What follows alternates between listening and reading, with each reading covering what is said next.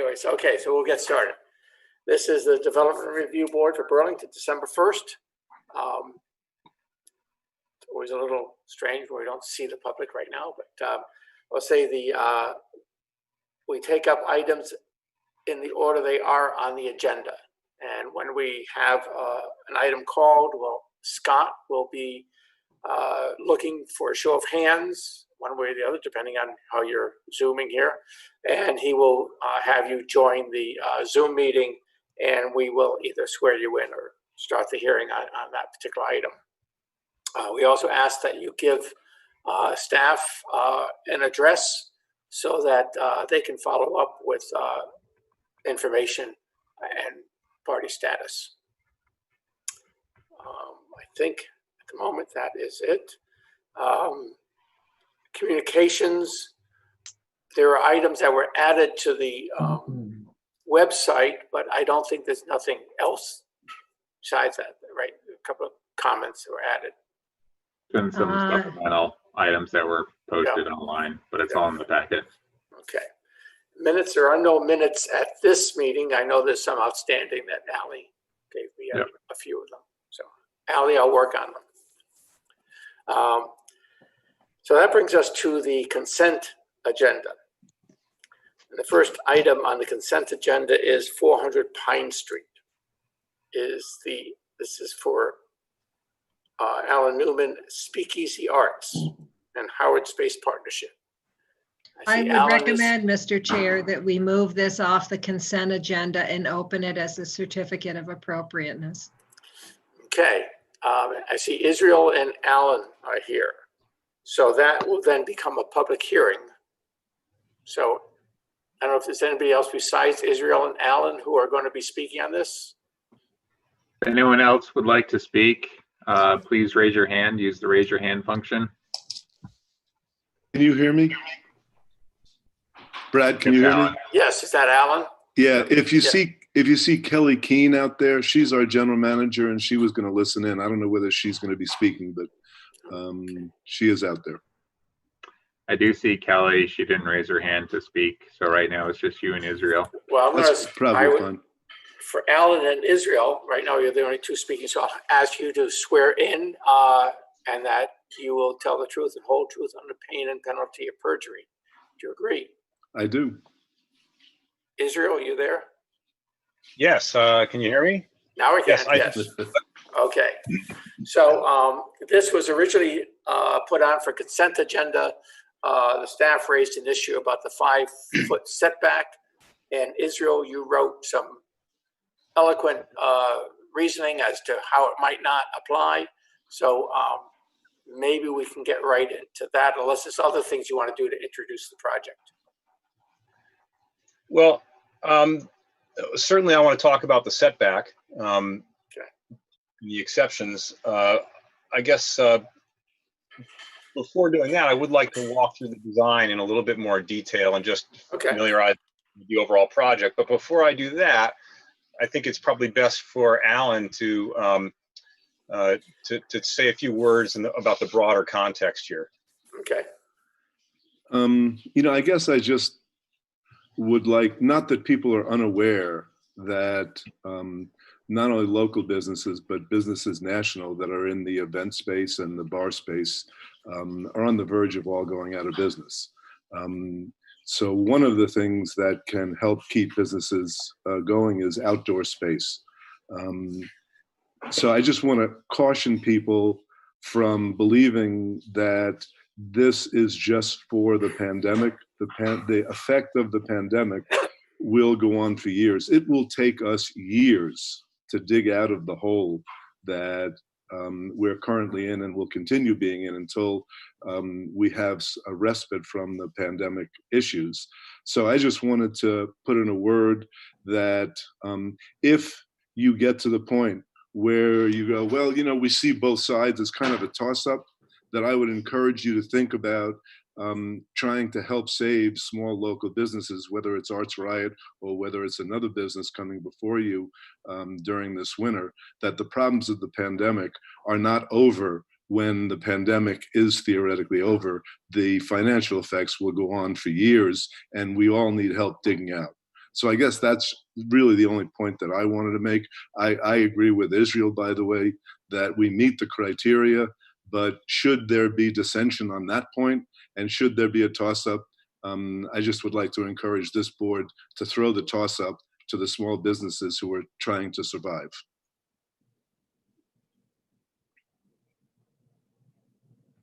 I can't hear you, Brad. Oh, yeah, Brad, you're muted. Okay. Nope. Still can't hear you, Brad. There we go. Okay, my mouse was on the other monitor. Thank you, Alan. Israel, do you want to take over at this point? Sure. Can I share my screen with you all? I was just going to ask you, Israel, do you want to share, or do you want me to display what's online? I'd like to share. That's fine. I'll just. Yeah, I'd share that. It'll be easier that way. Okay.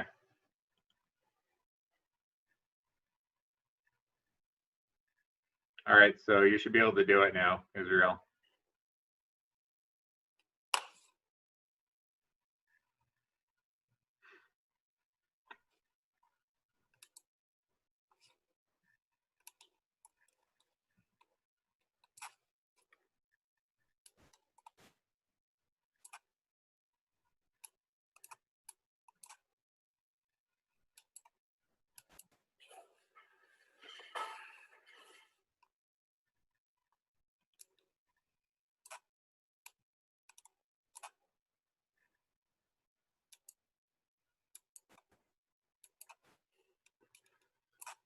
I'm not hearing anybody. Is anybody speaking at this point? I'm not. I don't hear Israel either. Oh. There it is. Got it. Okay. I lost my button. Can you hear me now? Yep. Yes. Okay. Oh boy. Okay. You'd think we'd all be experts at this by now. So if I could start, I just want to direct everyone's attention to the supplementary communications we sent. The letter that Brad mentioned is primarily concerning itself with the setback and the exceptions to the setback and the interpretations there. But I also sent a few other things after that via email. I didn't see them on the website. Did you get all those, Mary? Yes, they were posted this afternoon. Oh, okay. Maybe. They're at the end of all the other documents. I see them. They're at the bottom. Okay, great. All right, wonderful. So we're asking the board to consider both revision 1 and revision 2 schemes that we presented. So revision 1 is the scheme that we prefer, and it's what the DAB recommended for approval, and it includes the changes that the DAB conditioned. And that's this one here. It's R1 down here. This one looks like this in plan. Doesn't have the ramp on the south end, just on the north end. And revision 2 was our attempt to modify and clarify the design to meet staff's interpretation of the zoning setback, the building setback, and that one is this scenario here that defined the accessible route within the raised platform and added a ramp here as well. We'd be happy with either one of these, but we do prefer revision 1, this one here. So we've also submitted a 2014 survey from Krebs and Lansing that I annotated to just highlight the 3 different floor levels of the building. Please note that the boundary on that, the property line on that drawing is not correct. It's not a boundary survey. There's a separate boundary survey that was done in 2017 that we've also shown, and that's where the property line on our drawings is coming from. That's an accurate property boundary. But the floor levels are on that other 2014 drawing. So we have 3 different floor levels in the building we're contending with. And let's see, here it is. There's the floor level drawing. You can see we have, call it 0. It's really about 28 inches above grade out here, right? And then 3 1/4 inches above that is Arts Riot South, and then the Arts Riot Distillery space, the old SEBA space that Arts Riot recently took over, is 13 1/2 inches above Arts Riot North. So we're contending with a few different levels here of the building.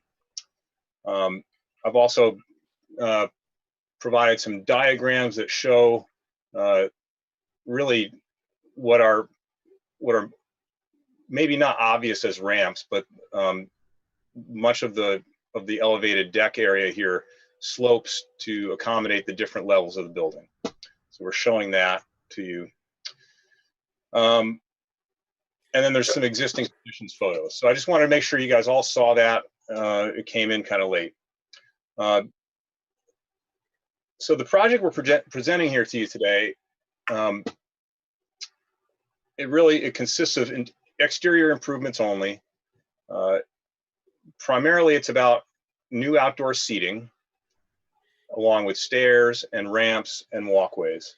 There are some enlarged masonry openings that are happening that we presented to the DAB, and there was no problem there. They recommended approval there, where we're enlarging some existing openings. You can sort of see that best where we're making changes here. Enlarging some existing openings to put garage doors in that are fully glazed, and some new openings here. And where there are existing openings, or existing masonry openings, we're taking the opaque infill out and putting glazing in. So the end result is what you see here from the street level. And then here, if you cut away the fence and half of the deck, you can see the full facade.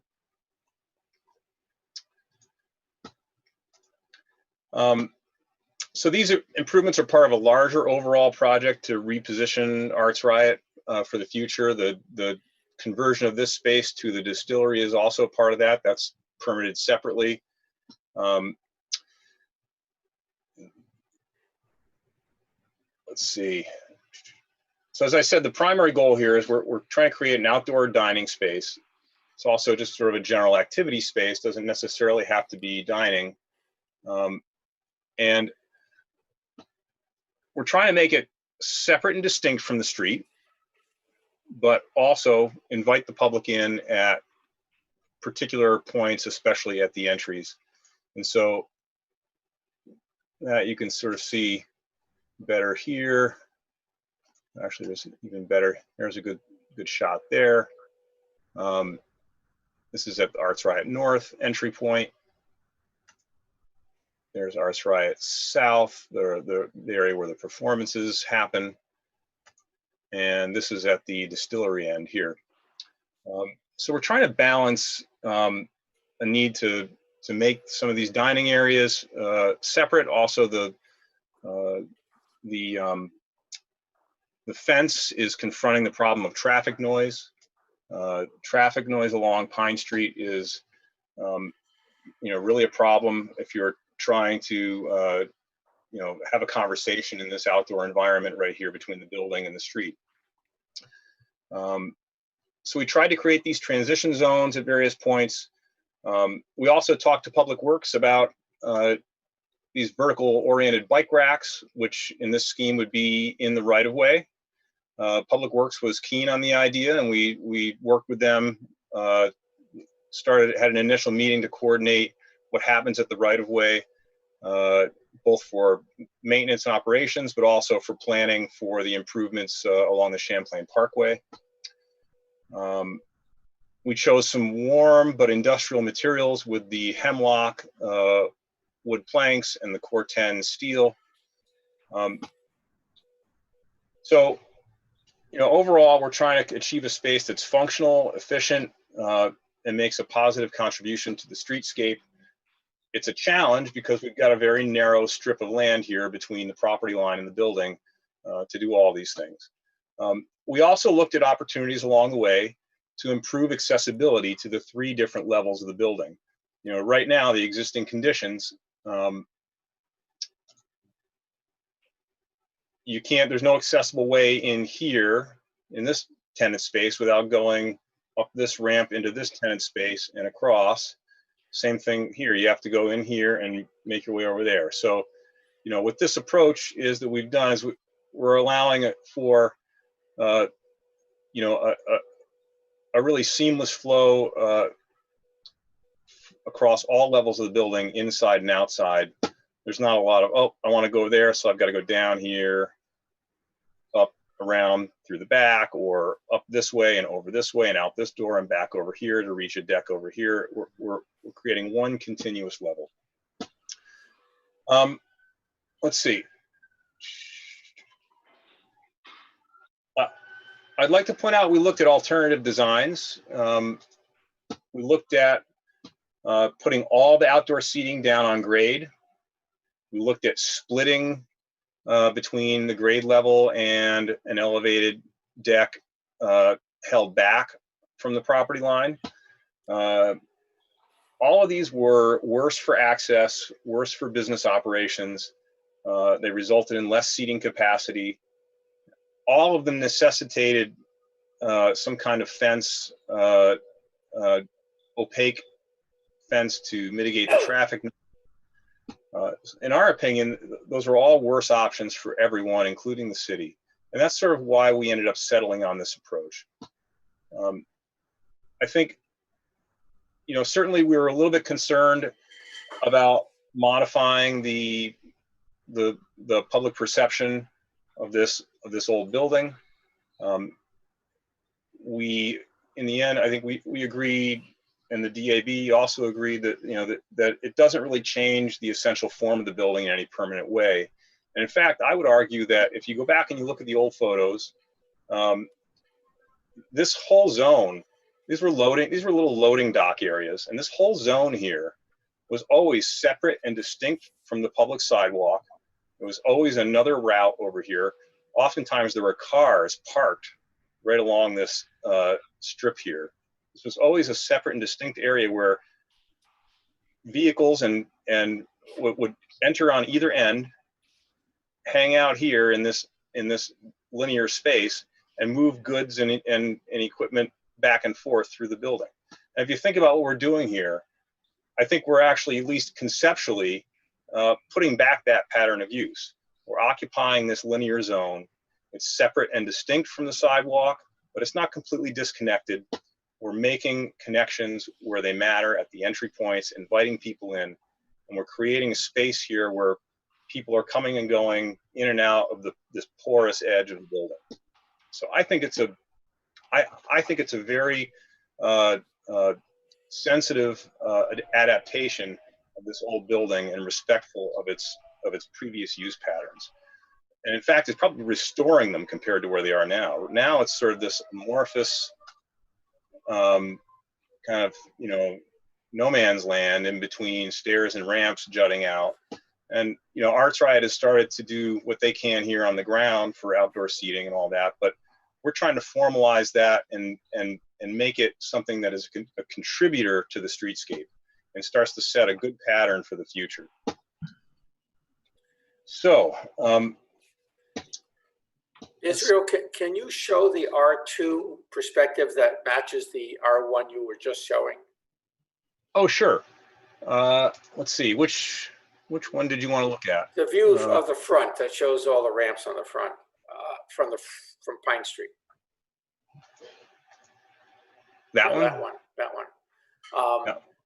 So if I understand the difference functionally between R1 and R2 is in R1, the only accessible route is from the north side of the building. On R2, you have accessible access from both the north and south side. Is that somewhat accurate? That's correct, and I can go into a little bit why. You know, we felt it was important to connect the parking with the accessible ramp. In the R1 scheme, one of the things we were trying to do there was to create, I think I have it drawn on here, was to create the condition for the possibility of expanding this whole system down in front of Speeder and Earls at some point. Speeder and Earls is not participating in this, and this is not part of the application, but at some point, they or another tenant might want to extend the deck. And we sort of thought at that point, that would be the place to put the ramp at the very end of the run. So that's why we did that, hoping that actually maybe pretty soon down the line, they might do that. They get also an elevated outdoor seating area, probably more space than they have now, and there's a ramp here. So that's why in that scheme, it just sort of cuts off here. It's anticipating expansion down the way across the rest of the building. We took the opportunity of R2 to show another way of doing this. I think it makes it harder to expand later because you end up sort of with, you have a ramp that's going this way now and it kind of isolates speeders. Yeah. Well, it does beg the question of trying to do that now because it does, the ramp does. Yeah. We went down that road and it wasn't something that was going to be in the cards for this tenant space here. The other thing, other question I have, Israel, and I was looking for it, and maybe you can answer it, if not, staff can, is accessible ramps are somewhat of an exception to lot coverage and setbacks. Is that accurate? I believe there are exceptions written in for ramps in both of those categories. Right. I was trying to find that exception. I couldn't quite find it in the CDA. There's an exception both for lot coverage and for extension or encroachment into required setbacks. Okay, thank you. Brad, it's under, it's in Article 5, it's section 525, letter A, setbacks, and then under exceptions, B. And so between those two exceptions, I think there's one important distinction that or difference between the two exceptions. With regard to setbacks, it says accessible ramps, and it includes a number of other things. With regard to lot coverage, the ordinance does limit the definition of accessible ramps to be at a minimum dimension, and per the access codes. So it's basically said it has to be, for the sole purpose of providing access and have no more than the minimum dimensions to meet accessibility standards. So that's like saying you really can't count any more of that as an exception of lot coverage. But there's no such distinction written into the exceptions for ramps from setbacks. And I think that's intentional. I think that is trying to allow for some flexibility with regard to setback exceptions. And I think if you look at the rest of my discussion in my letter on the setback exception, I think there's a lot of flexibility built into that definition, especially the clause at the end of that section that says something to the effect of "and similar building and site features." It's trying to open the door to creative solutions like this, I believe. Israel, this is Jeff. I've got just one factual question for you. You're showing the ramp, the existing ramp to Speeder and Earls, and part of that image you have up right now. Yeah. How does the distance that comes out from the building, that existing ramp, compare to what you all are proposing for the outer limit of your structure? Sure. Let's see.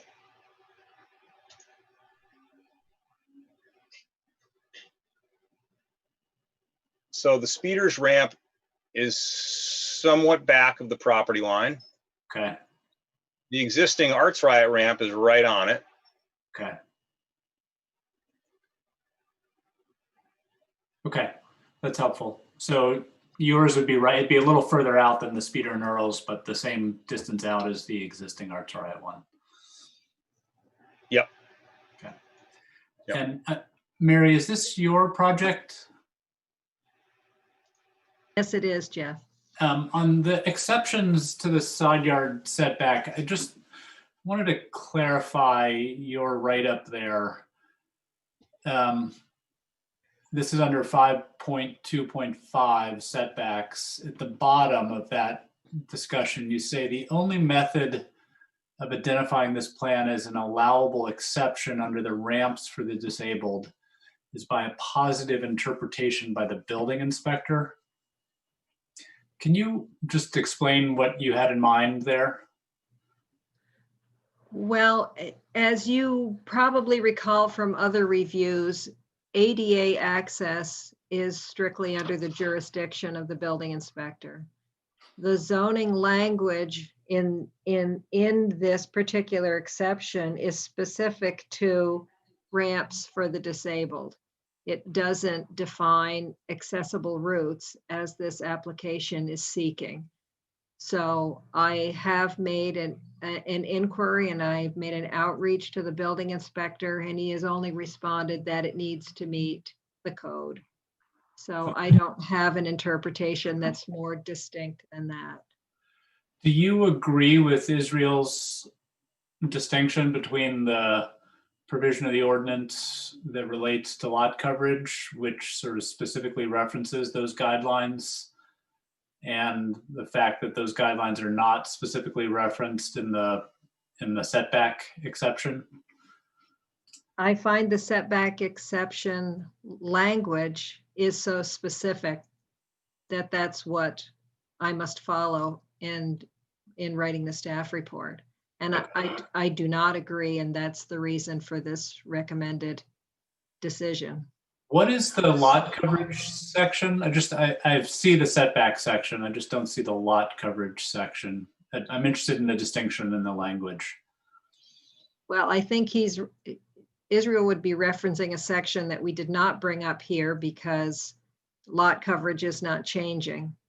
Okay. The lot coverage is going to remain the same. So maybe that's a question for you, Israel. Do you know that section? Yeah. The section is 523, right? And exceptions is B. It's right after the setback exceptions. Actually, it's right before. Before. Yes.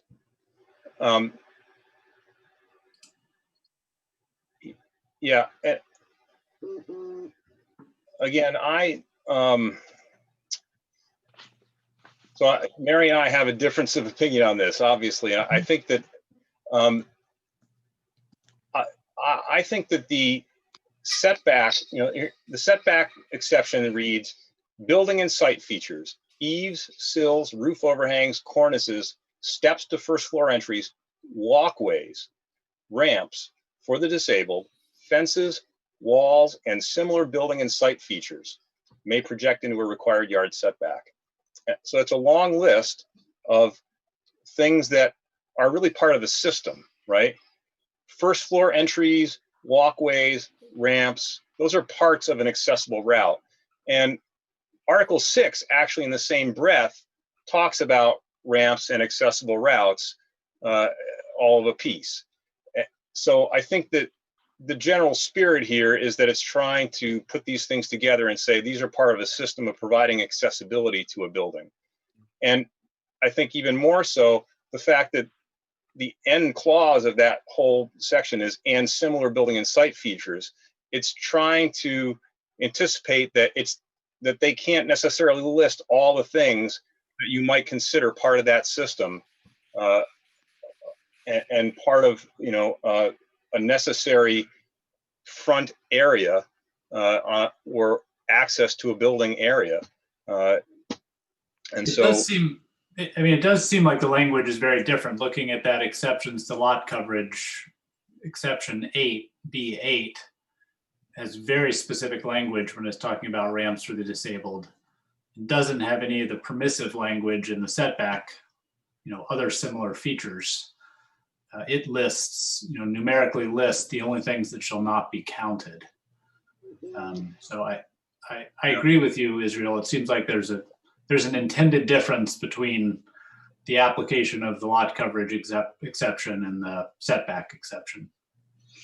Yes, and I would say with regard to the building inspector's opinion on this matter, I don't I don't know. Well, I don't know that it really is something that's relevant to the discussion here, because while certainly ramps, accessible ramps are a part of this collection of things that are allowed in the setback, some of these ramps that we have here, and I think it's important to go to these diagrams here. Let's see, this one here in this scheme R2, this is your sort of standard 1 to 12 slope, railings both sides, what we tend to think of as an accessible ramp, and so is this one. But this area here is an entire sloped deck, really technically a ramp, but it's not, coming even close to needing railings or anything like that, but it's bridging the two levels between here and providing an accessible route between these points. So I think to some degree, we're in the zoning realm here, and this is not really something that the building inspector can really comment on other than to say what he said, which is, if you got a ramp, it's got to meet the code. Am I correct that if you didn't have those connections, you wanted to provide sort of separate access to each of those areas, you'd really have to have a separate ramp? We have, maybe 3 disconnected ramps coming off, like you've got 2 disconnected ramps right now. You would if you had 3 separate tenants, for sure, right?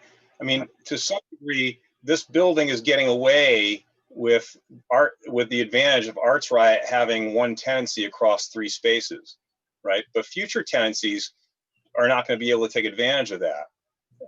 There's a ramp inside between this distillery space and the performance space, and there's a non-compliant but reasonably okay floor threshold transition to do the 3.5, 3.25 inches over here between these 2 spaces.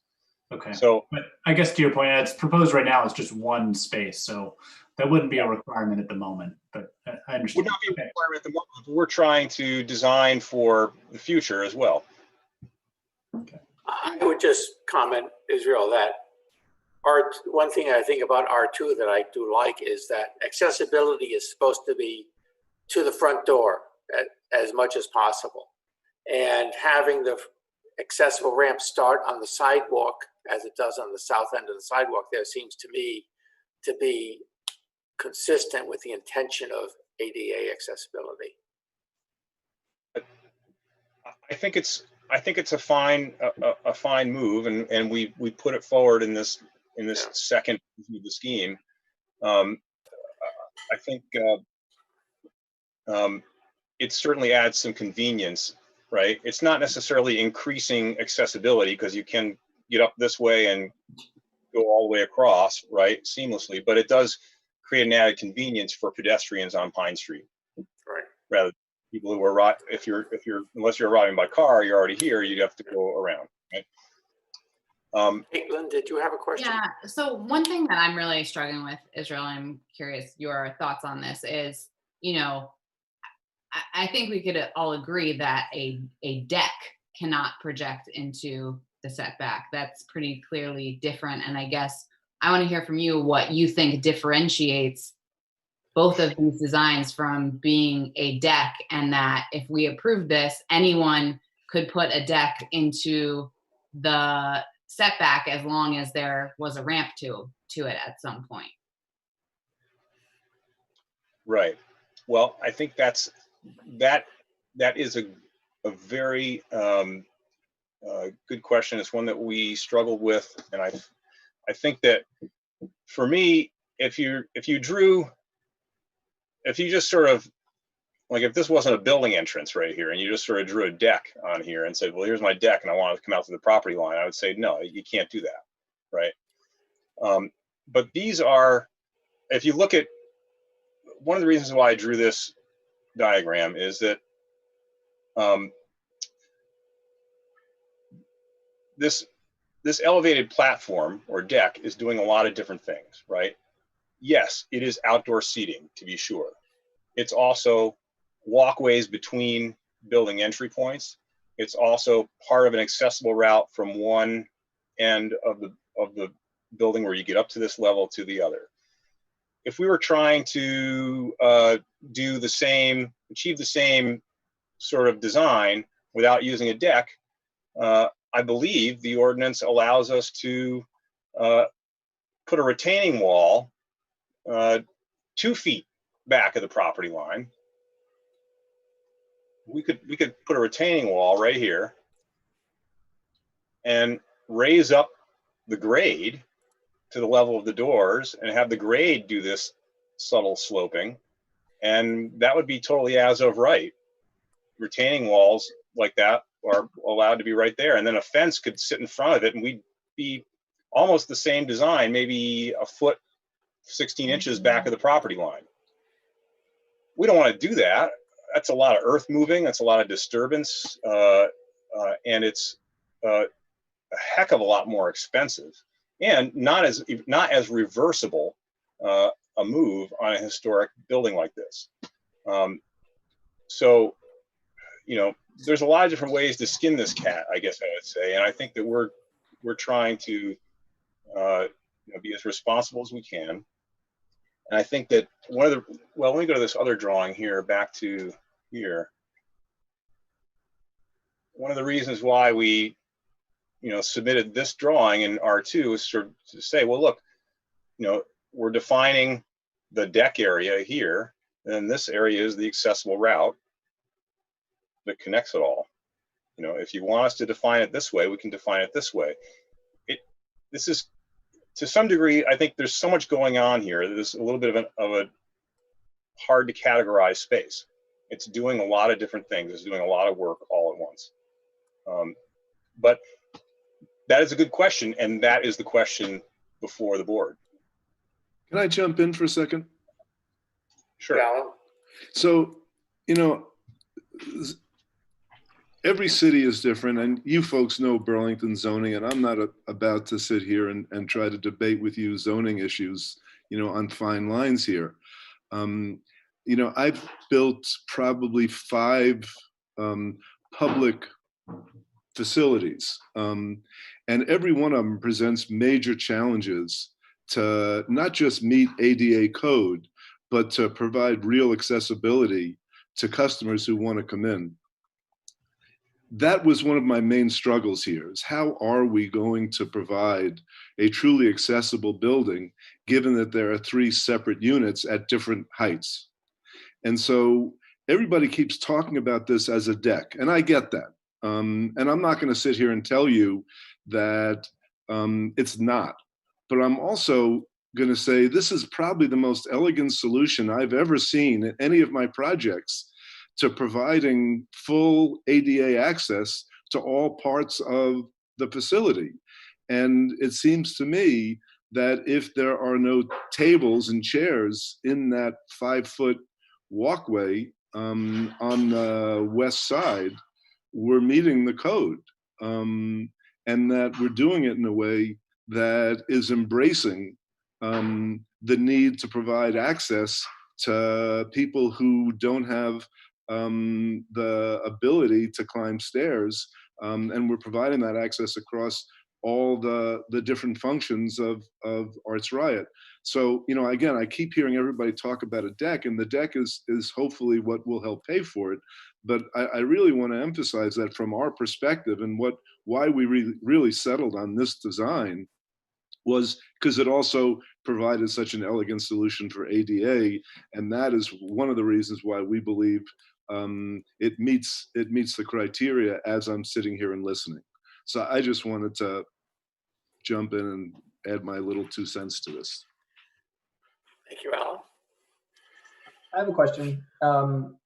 Is there a seating capacity difference between R1 and R2? You know, probably. We haven't calculated it, to be honest. It hasn't been that much of a concern to compare the 2. Okay. You know, we're shooting for some substantive seating, but we haven't counted them up. And could you put R1 just back on the screen for me for just a second? Okay. Like a plan drawing, or is that good? That's perfect. That rendering's fine. Yep. Thank you. The other difference that we didn't really talk about is that middle stair walkway has to be done away with. to accomplish the ramp walkway solution? I thought it was done away with. Well, it's in scheme R1, it's there. Right. Right. In scheme R2, we took it away and had everyone using this ramp on this end. So now that's the main difference. And you know, I don't think it was something that it was something we were trying in the design to see how we liked it.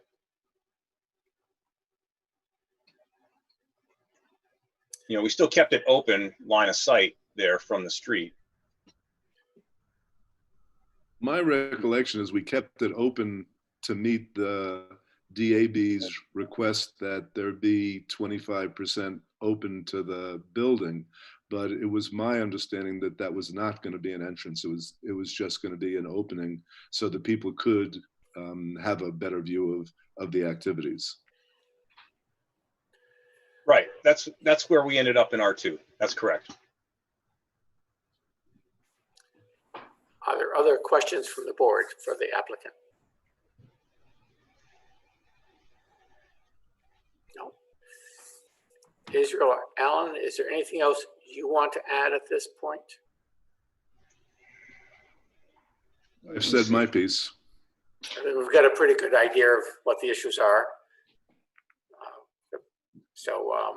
I guess I just have, Brad, I have one question. Sure. You know, I guess this discussion really caught us by surprise because this was not raised at the DAB meeting, and it was unanimously passed at the DAB.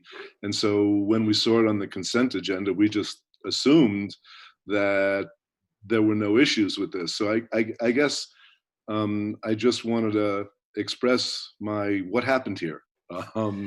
You know, we thought that if the DAB didn't raise the issue, that they had agreed with ours, and I thought that there was a staff report to DAB. But I mean, so basically, if you know, code is code, no, and missing something on one round doesn't absolve one from not having to address it. So that's really what I understand that. I'm just expressing, you know, my concern in that this caught us really by surprise. Yeah. So okay, appreciate that. They looked like you had a pretty good recovery.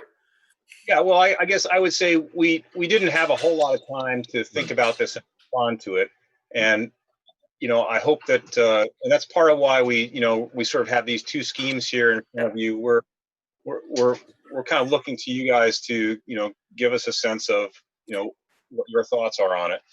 Like I said, we've tended to prefer R1, but we're open to either. The only other thing I wanted to address, there was one minor point.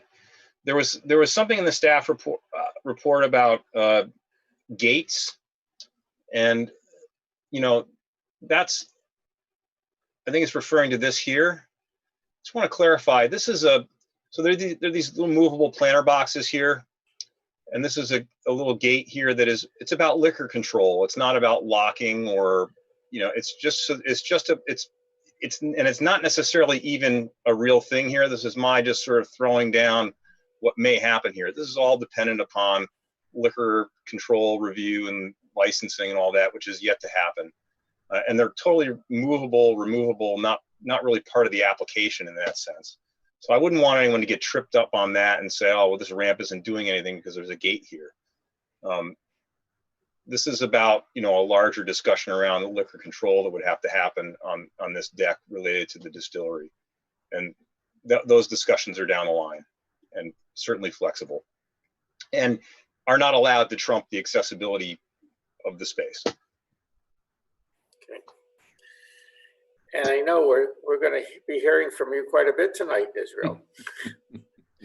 Well, actually, lucky. You guys are in for a treat because I unless I have something really intelligent to say, Cleary's going to be handling the rest of this. Okay. So unless there's any other questions from the board, we will close the hearing on this item. But when might we hear back? We'll see how the meeting goes. We may deliberate tonight. We won't know until we get to the end of the meeting. Okay, thanks. Sure. Great, thank you. Okay, so the next item, which is on the consent agenda, is 160 Bank Street.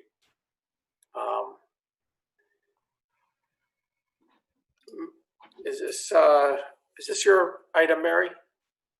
Or Ryan? 160 Bank is mine, Brad. Oh, Scott.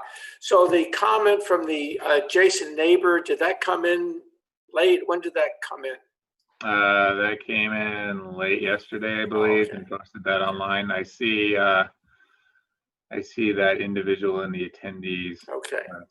So is the applicant here for 160 Bank Street, or is Cleary representing them? Yes, is Cleary. I see Cleary has his hand up. So Cleary, you can speak. Do you want to present like Israel did, or have me show what's online? Can you hear me? Yes. And Scott, is that neighbor going to want to speak? Deborah Miller is the individual and has her hand up. Okay, so given that, we will also be taking this off of the consent agenda. So both can speak now. The owner, Jed Davis, is here as well, and I will allow him to speak. Okay, so we've got anybody besides Jed, Cleary, and Deborah who are going to be speaking on this item? Anyone else, raise your hand. That looks like it, Brad. Okay, so Jed, Cleary, and Deborah, I will ask that to swear you in, and you would tell the truth and whole truth under pain and penalty of perjury. Do you agree? Great. Yes. Yes. Okay, so Cleary, I don't know if you want to present an overview first, or if you want to address the concerns that were expressed in Deborah Miller's letter. Well,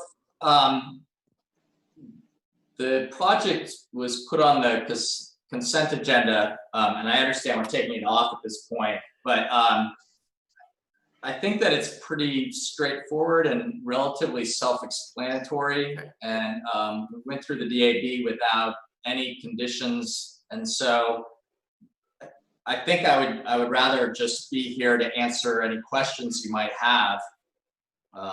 I think that sounds fine, Cleary, because you're right. As being on the consent agenda, there were no issues brought up, and I know the neighbor had some issues. Maybe she would like to express them. So Brad, if I may just quickly interject. Yep. So there's a few pieces to this project, but I'll state for the record, the only thing that the DRB is looking at tonight is the relief sought on the depth of the gallery. They're seeking a 12-foot depth as opposed to the standard 10-foot depth. That's the only thing in front of the board tonight. Thank you for clarifying that. Yes, because this is part of the form-based code. Right. So that is really the only issue. I think the issue that the neighbor is bringing up, though, is basic to the review. So, Deborah, do you want to? Yes, I'm not sure, since you're saying that maybe this isn't for tonight, but. No, it is for tonight, yes. Okay. All right, so there's a 10-foot right-of-way from the current curb of the farmhouse to where our property is. And this is a right-of-way space that is included in the deed of our building. And it goes towards the back of this parking lot area. And we are supposed to be able to turn a car or a truck or a herd of horses around, I guess, in that area. And that area has gotten very tight. And I see that there is a shed proposed for back there. That would be a concern. Another concern would be the overhang on the side of the building, which I'm not quite sure how far that is intending to come out. But if it's past the property line, this right-of-way also includes the airspace up to 12 feet. Now, for the front of the building, is this going on to city property, or is this still on their property line? Construction is on their property. The structure's is on on their their- property. The awning projects into the sidewalk a bit and would need an encumbrance. Okay, so that's what I was wondering, if the sign and this awning thing was going to come out, if that would block pedestrians' view of our businesses and the Church Street Marketplace where all the lights are and everything. I feel like that could be an issue. I believe on the side yard that everything is limited to their property line. If you look at the drawings here and they have a railing there, I believe that's on their property line. So there's nothing encroaching. Our 10-foot right away, okay. Other than they do have a light there that is 11 and a half feet off the ground, or actually more than 11 and a half feet off the ground. So that shouldn't be an issue either, is that correct? Well, I mean, we do have a 12-foot high airspace with that right of way. Okay, so it looks like, I mean, the lamp is higher than 11.6. Maybe Cleary can specify how high that is, but it looks like it could be 12 feet off the ground. Just a moment. So are you referring to the sign or the lights, Cleary? There's a lamppost with two light fixtures on it, shown in your drawing here on. Oh, well, that's the existing farmhouse sign. Oh, I see. Okay. And I don't have the dimension to the bottom of it. It currently sits in a planter. So it's a little bit higher.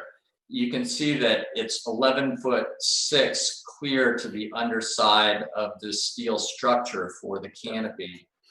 So that sign, as shown, is lower than that. I would estimate it's in the 8-foot range. But the lights are higher than that. The lights are yes, the lights are higher than the canopies, so they're more like 12 feet high. Yeah. Okay. This is Jeff. I've got a question. Deb, I'm not sure if this is for you or for Cleary and Jed, but it does look like there's a new shed proposed at the back of the site.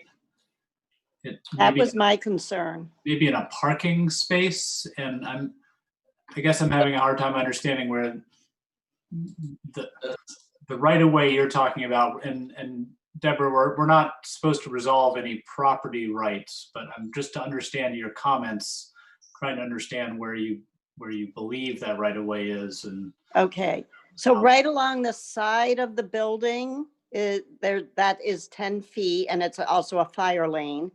And then it comes down into that little parking area is the spot that we have a turnaround. Okay. This is Cleary. The shed is an existing shed that's located where it says walk-in cooler on the plan that we're looking at right now.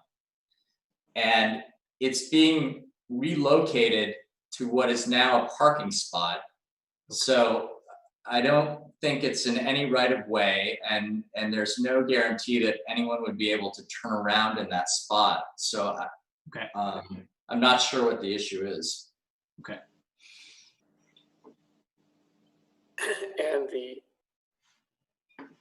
other issue, just to bring it up, get everything on the table here, is the issue that we're supposed to be looking at is the 12-foot gallery space as opposed to a 10-foot space.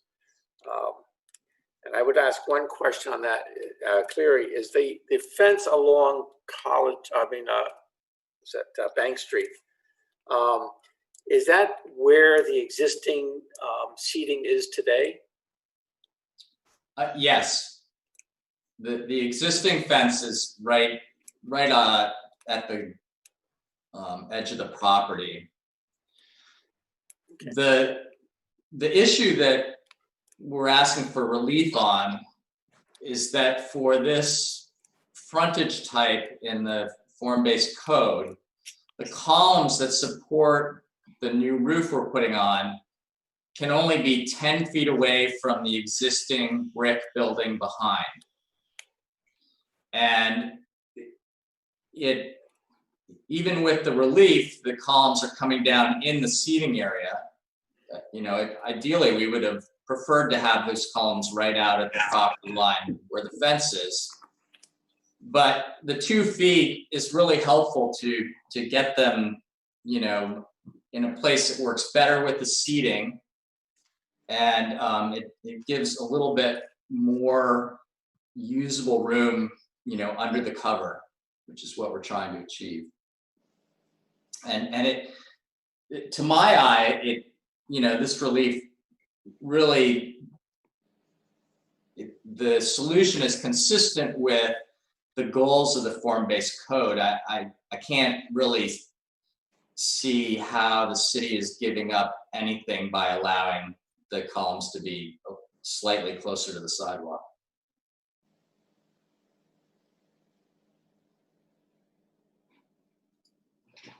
Are there other questions for either the applicant or for the adjacent property owner from the board?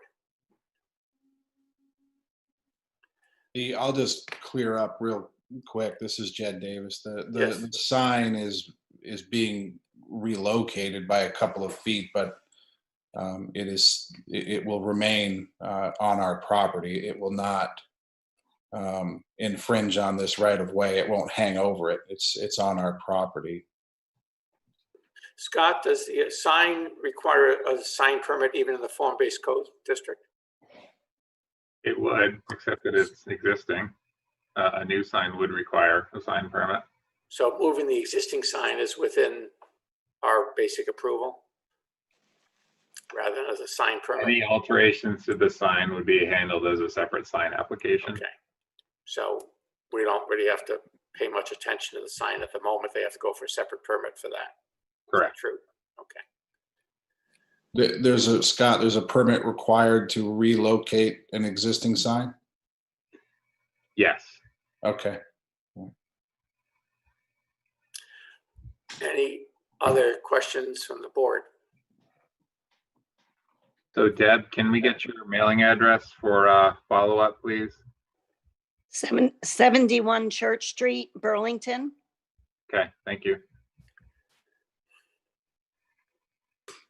Okay, unless there's something else anybody wants to be adding at this point, we will close the public hearing on this. Thank you, everybody. Okay, so we're moving on our agenda.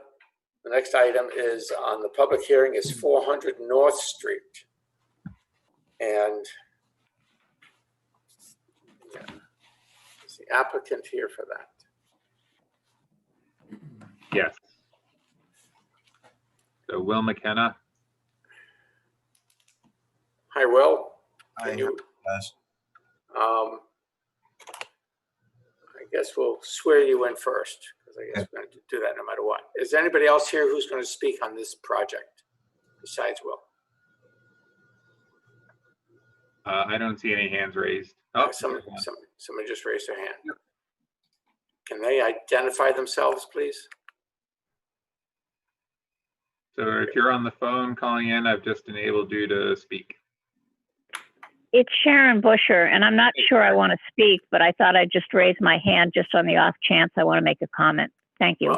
Well, I have to swear you in then too, Sharon. So that's fine. Okay. Anybody else? That sounds it. So Will and Sharon, will both of you swear to tell the truth and whole truth under pain and penalty of perjury? I do. I do. Okay.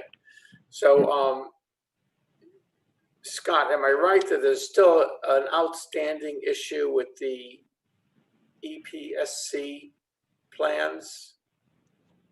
That's correct. Yeah, the EPSC and stormwater, he's still working with the stormwater manager on that one, so that's still pending. He got the plans that I added to the packet for your review for the driveway. Yeah.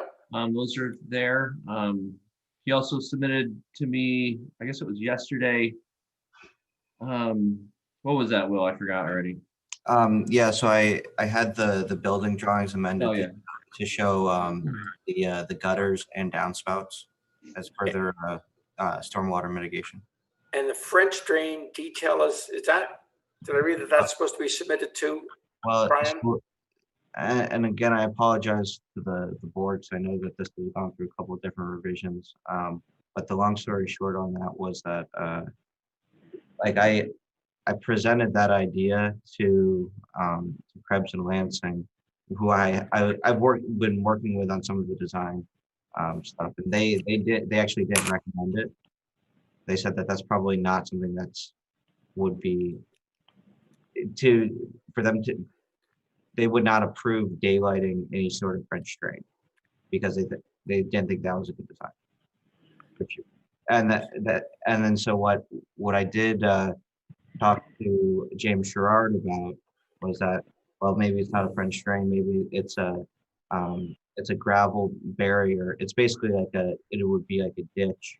It would basically be the same thing as French drain, except there would be no perforated pipe, and like it would create a barrier and basically do the same thing. And so James Sherrard with the stormwater, he said that would be fine.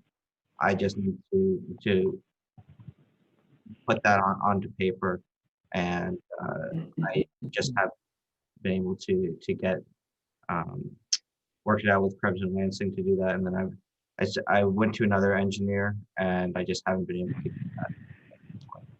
that. But basically, the idea was that there was just not a good place for the water to discharge from the drain, but to create a gravel barrier where excess water coming from off of the roof or from the driveway, it would soak in into the gravel area, almost like a dry well, and then it would hold the water there. It would drain into there, so that like if there's heavy rainfall, it would not run off. It would hold there and then soak in more equally. So this was something that I discussed with James Sherrard, and he said that's something that would be viable. I just need to show it on the plan. And then he also asked for me to redo the EPSC application, which I have not submitted yet. But I think that as far as the driveway, it's all going to be permeable pavers, and I think that you all should be. Not sure if you guys have that in front of you, but there's also a plan that shows it's actually a pretty gentle grade that would. And the other big issue I think that some of the neighboring property owners had was that they were thinking that there would be a curb cut, and then the water would, in theory, rush down the driveway. And in this, there's no curb cut. I would actually be leaving the existing curb in place. Yeah, so you'd be driving over the curb. Yep. Basically. And where do the roof drains come down then on this? Right, that's what you're gonna have. You're gonna have gutters on the house. Yep. And where do they come down? Well, they're on the. I guess it's the south side. So because one of the big concerns was on the north side, is where the existing shed for the queries and where they had concern about the excess water like damaging their shed. So in this scenario, the gutters would push the water to the front of the ADU, come down, and then it would be away from their shed and another existing structure. So come down into the cedar hedge. Well, yes, on the east side, it would drain to the edge. On the west, it would drain to the east or to the west of the property.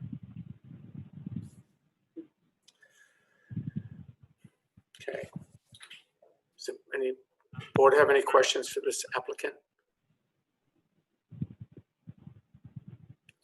No. I guess the only, I mean, I'm looking here at the memo, and because the one piece is outstanding, it looks like we're looking for a deferral. I'm just wondering if the applicant has a preference. I'm sorry. What are the options here? I'm looking at the memorandum right now. Okay.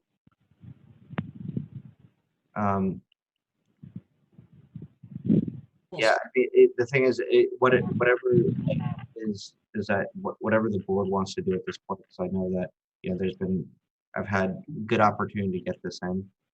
So if you wanted to defer this or whatever the board wants to do, what I think, like if everyone's in agreement with, or what I think is maybe you guys, if you wanted to deliberate and then there could be something pending the EPSC. I'm not sure if you're able to do that. No, we can't. Okay. So it looks like we'd be deferring until January 19th. Okay. And then if it wasn't in at that point, then you'd have to submit an application to extend further. Okay. Understood. Want to make a motion for that, Springer? Yeah, and I have no problem with that. I move that on application 21-0076 CA CU 400 North Street, that we defer and continue the public hearing to January 19th, 2021. I'll second that. And I guess I didn't mean to not have one other person in the public who wanted to speak. Sharon, do you want to say something now, or are we?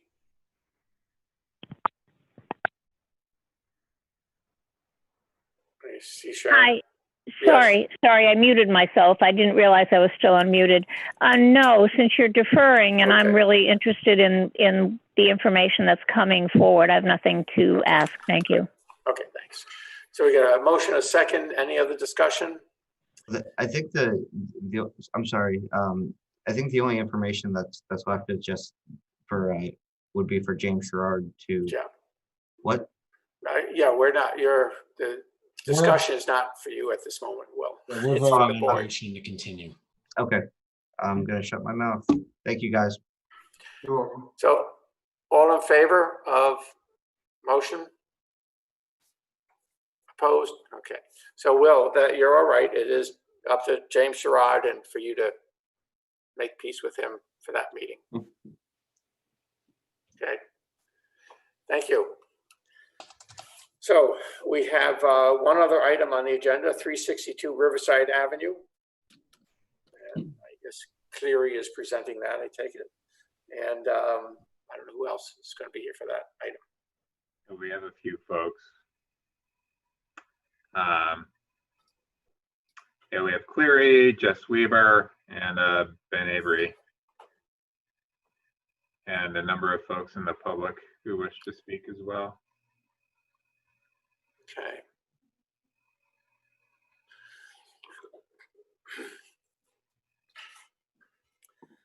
So I'll enable everyone to speak who's raised their hand, Brad, so you can swear everyone in. So I'm going to ask everyone who's raising their hand, who's participating in this hearing, to swear that you would tell the truth and whole truth under pain and penalty of perjury. I do. I'm assuming anybody who speaks now is going to be agreeing to that. Okay. So a pretty major project here. Looks fairly complete. Cleary, or I'm not sure who will be making a presentation or what you have to say on it. Go ahead, Ben. I was just going to say, this is Ben Avery from BlackRock, and I just wanted to just give a quick reintroduction to the project, and then we can move on to Cleary for architectural details and to Jeff Weber for civil matters. Just wanted to thank the board for hearing our presentation tonight. This project, by and large, remains the same fundamentally as when we came before you earlier in the year. We've taken some time in revision to further refine the unit count. I think it's gone down by a couple units to really address how the building interacts with the public rights of way, both with Riverside Avenue and with the service entrance on Hillside. We have made a decision that we're going to seek a third-party food service group to work with, and we want to explore a public component for food service with this project, which we received very positive feedback from each of the boards that we have met with in Burlington, as well as looking at how that fits into our model. We really feel like that is going to serve both the residents of our community as well as the public as a whole.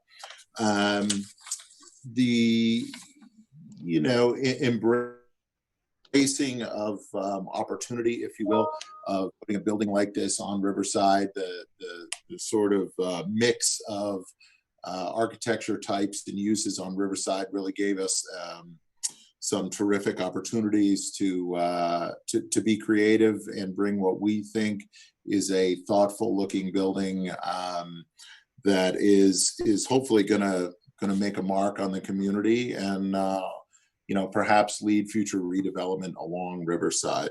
So with that, I'll let Cleary give us an overview of the building itself. Thank you.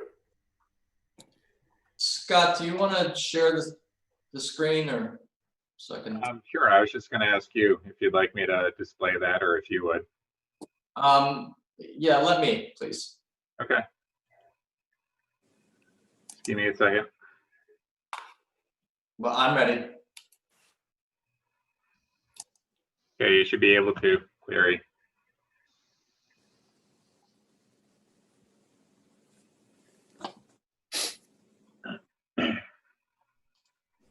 You're muted right now, Cleary.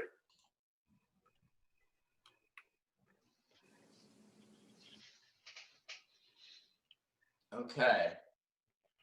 Can you see the building in front of you on my screen? No. Not yet. Okay. Do I have to?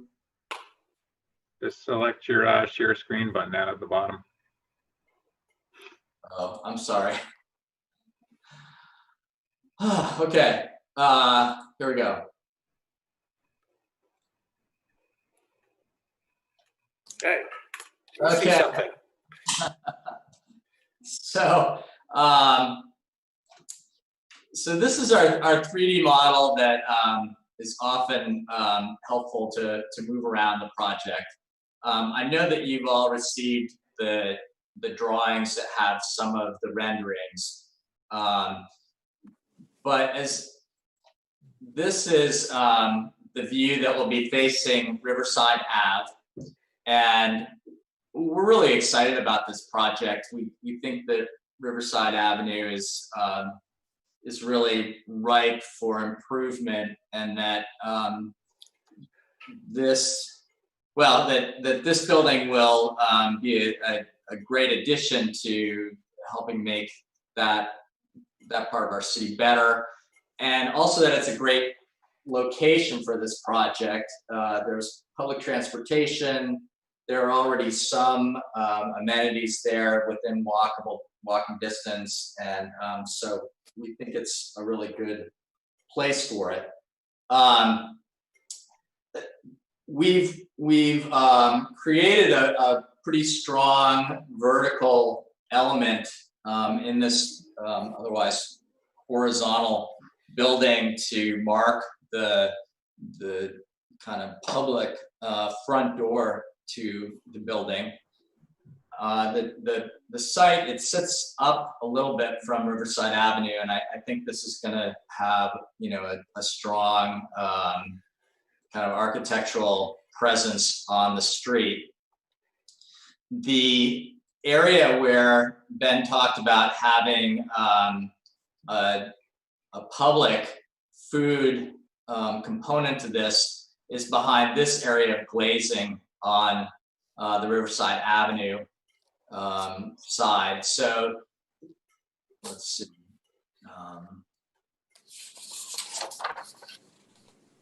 Inside the building, Riverside Avenue is to the left, and here's where the sort of accessible route is, and here are the steps up to that prominent vertical entrance.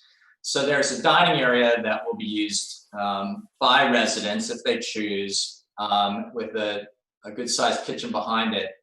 But it's also a feature that will be accessible to people who don't live here.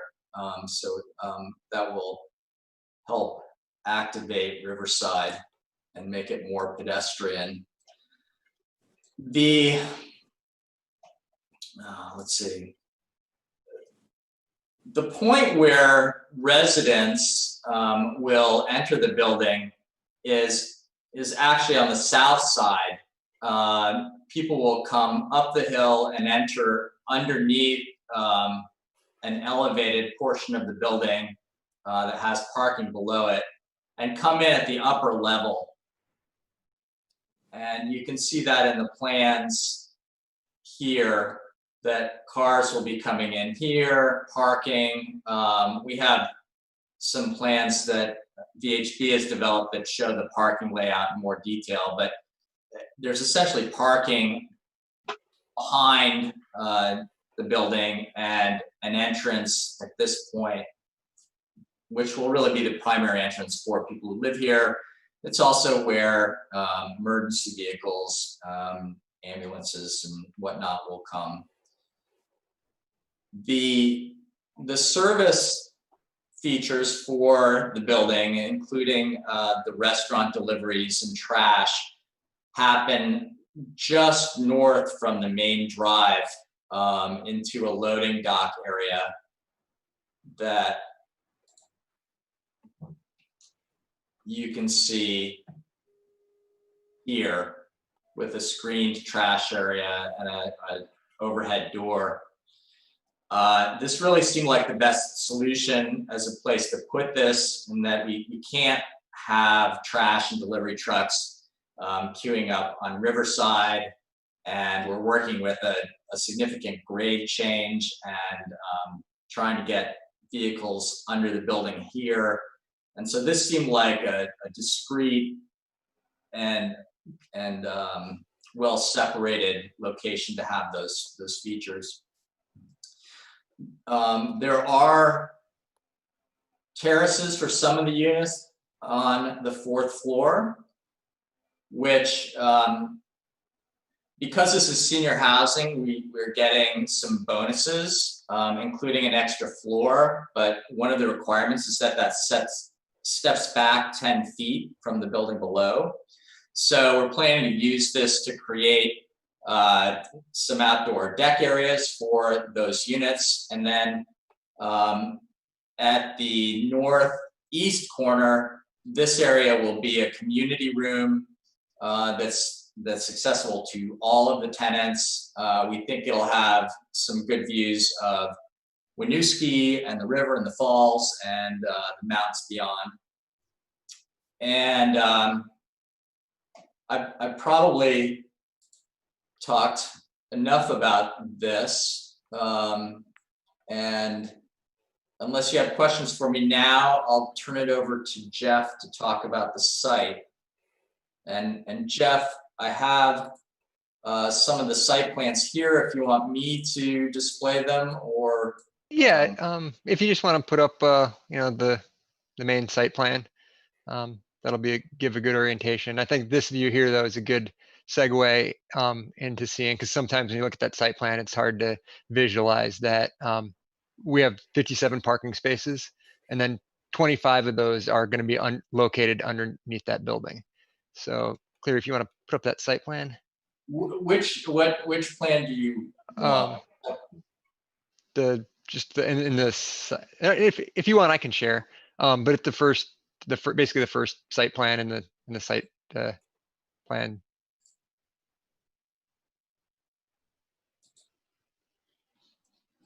With the existing? No, the proposed.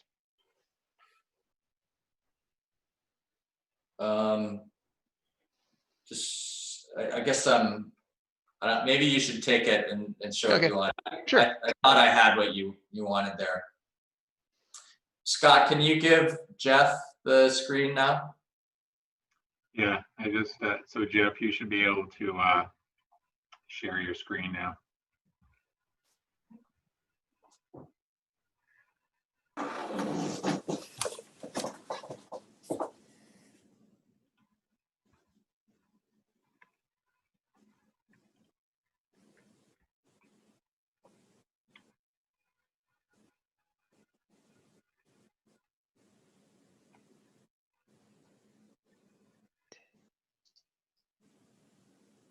You can see it. All right, great. So starting out, I guess, with the site plan. This is the existing plan. It's a combination of 4 lots that are currently rental units with gravel pavement in the middle. So we're going to combine those lots and form it into one parcel as part of recombination, and then put the proposed project on that.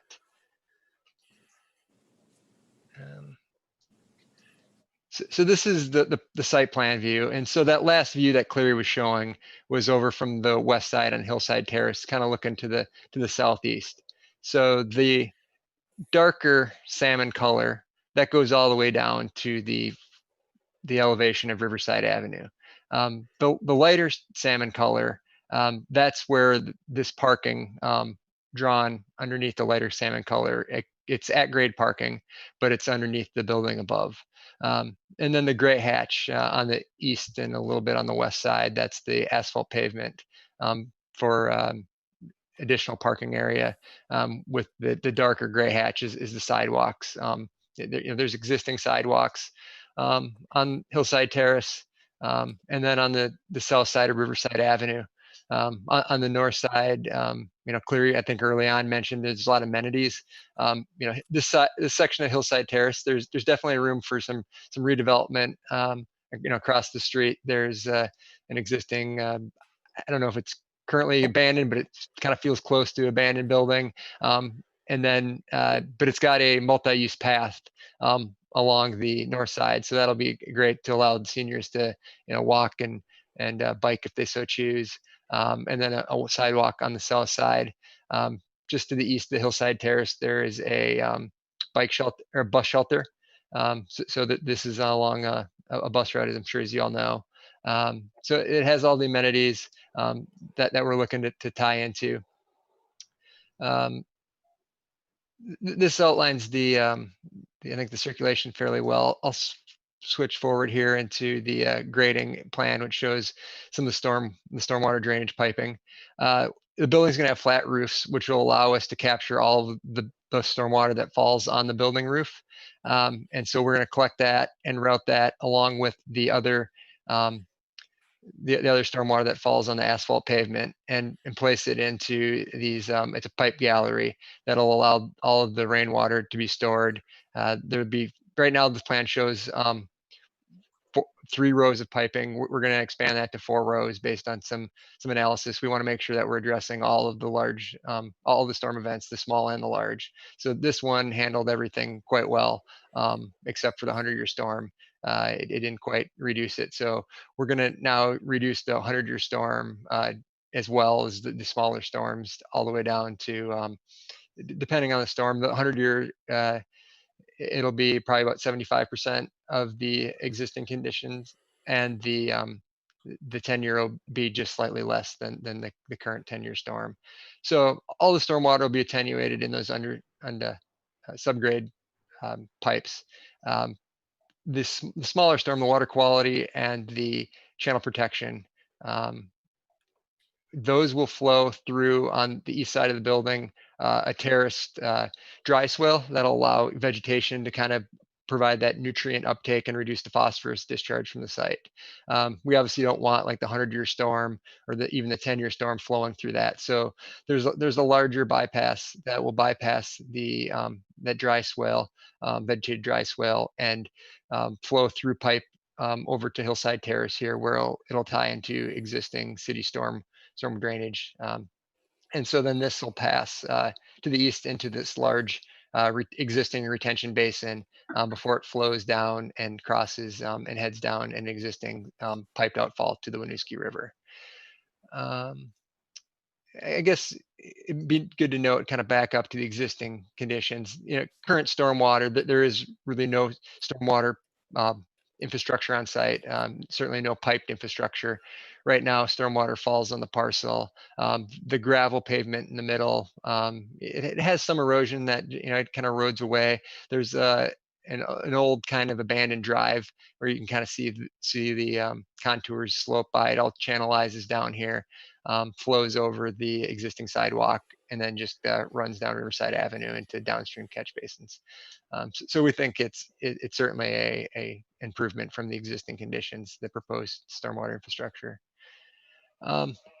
Talking a little bit about traffic, we did a TIS report on the traffic to quantify the peak AM and PM vehicle trips. Since this is a senior housing project, it's a lot less than a normal apartment complex.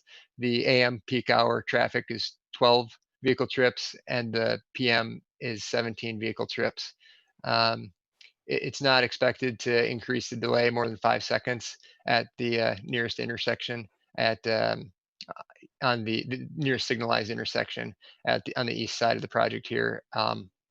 Hillside Terrace, kind of, I always struggle describing it. It's actual loop street. So you have Hillside Terrace over here. It's unsignalized on the northwest side. On the northeast side, it is signalized. So the traffic at this signal it won't cause an increase more than 5 seconds. So yeah, I think I covered most of the significant issues for the site, stormwater, traffic, parking. Can I ask you a question about parking? Sure. Jeff? That diagonal parking looks really tough. I mean, somebody's going to drive in there and they're going to have to back out. Is that my reading that right? Yeah. Yeah, good question. No, it's so it's angled parking. It's kind of it's unusual to combine them because normally you angle it each way, so you have circulation. But just based on the column spacing, the right side here. So yeah, it's angled parking and it goes to the south. There's an opening. There's no parking here. Drive through. Okay, and then it's 2-lane over here. Okay. We're kind of stuck with the width of the building and the column width. So as long as you can drive through, that was what my concern was. Yep. No, sorry, it's a kind of non sequitur here, but as I was kind of describing that, I think it'd be good to note down here, this darker salmon color. So there is an egress stair tower. So that's what this darker salmon color is here. So the people can go in and out where you see these ENs. This is an egress door, the main one that will go into the lobby. But there's also the stair tower here that comes to the grade here. We have bike parking over here for the elderly housing. 1 per 10 units, I believe, is required. So there's we can provide 8 bike parking spaces here. I just recently forwarded this on to Scott. I guess I could share it to address bike parking. Well, Jeff, can I interrupt you for a second? Yeah. When I remember, this project was before us on sketch plan. And I remember we had a fairly lengthy discussion about this underground parking and fire access and fire safety and ambulance access. Can you just briefly touch on your conversations with, I don't think I've heard that yet, with fire department and emergency access in regards to the underground parking? I remember a lot of conversation about that. Yeah, we did reach out to them, and they didn't express any we reached out to Chief Barry, and he didn't express any concerns. His main comment was kind of like, hey, whatever you number the building is where we're gonna respond to. I don't know if that's in case reality. I'm sure, the fire department grows, certain level of familiarity, and even if it's address something and they prefer to arrive at a different location. And so there's sidewalk that comes out here that they could back an ambulance into and pick up. There's a door here. There's ADA out as well. So there's multiple places that they can come and load. I think he wants to knock. He seemed rather indifferent. I think we can certainly work with him. He wants the Knox box, so like the fire department enunciator, wherever it's addressed. And I think currently, we have it addressed to be Riverside. So I think that's officially would be the front door. If it's desired, by P&Z or others to readdress it to Hillside Terrace, that I think the only real change would be where we put that fire department control panel for the fire alarm system.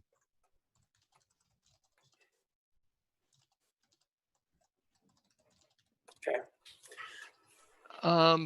But the bike parking, I noticed on the zoning report that remained unaddressed, and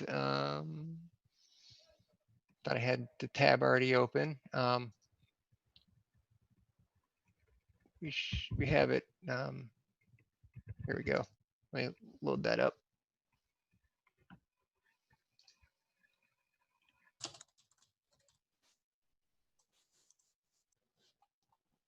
So to address the long and the short-term bike parking, we're proposing these U-shaped racks. The long-term, lining them up, eight spaces for use in this last area here. It's right by the stair tower and the egress door. So, it does, yes, it certainly feels like we're kind of isolating it.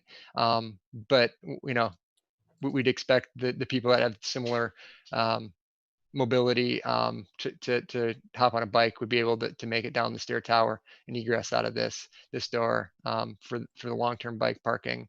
And then this sidewalk up here, there's the stairs here, but then it's also at grade here. So placing the short-term bike parking up front, just to the west of the main entrance on Riverside. I think that's addressed pretty much of everything that I was planning to share. Are there other things that Clary or Jeff want to present right now? This is Clary. Israel let me know that it sounds like you were only able to see the SketchUp model and not the plans. I thought that I was going back and forth, but I may have not shared the correct screen. I think you have the plans, so I'm hoping that.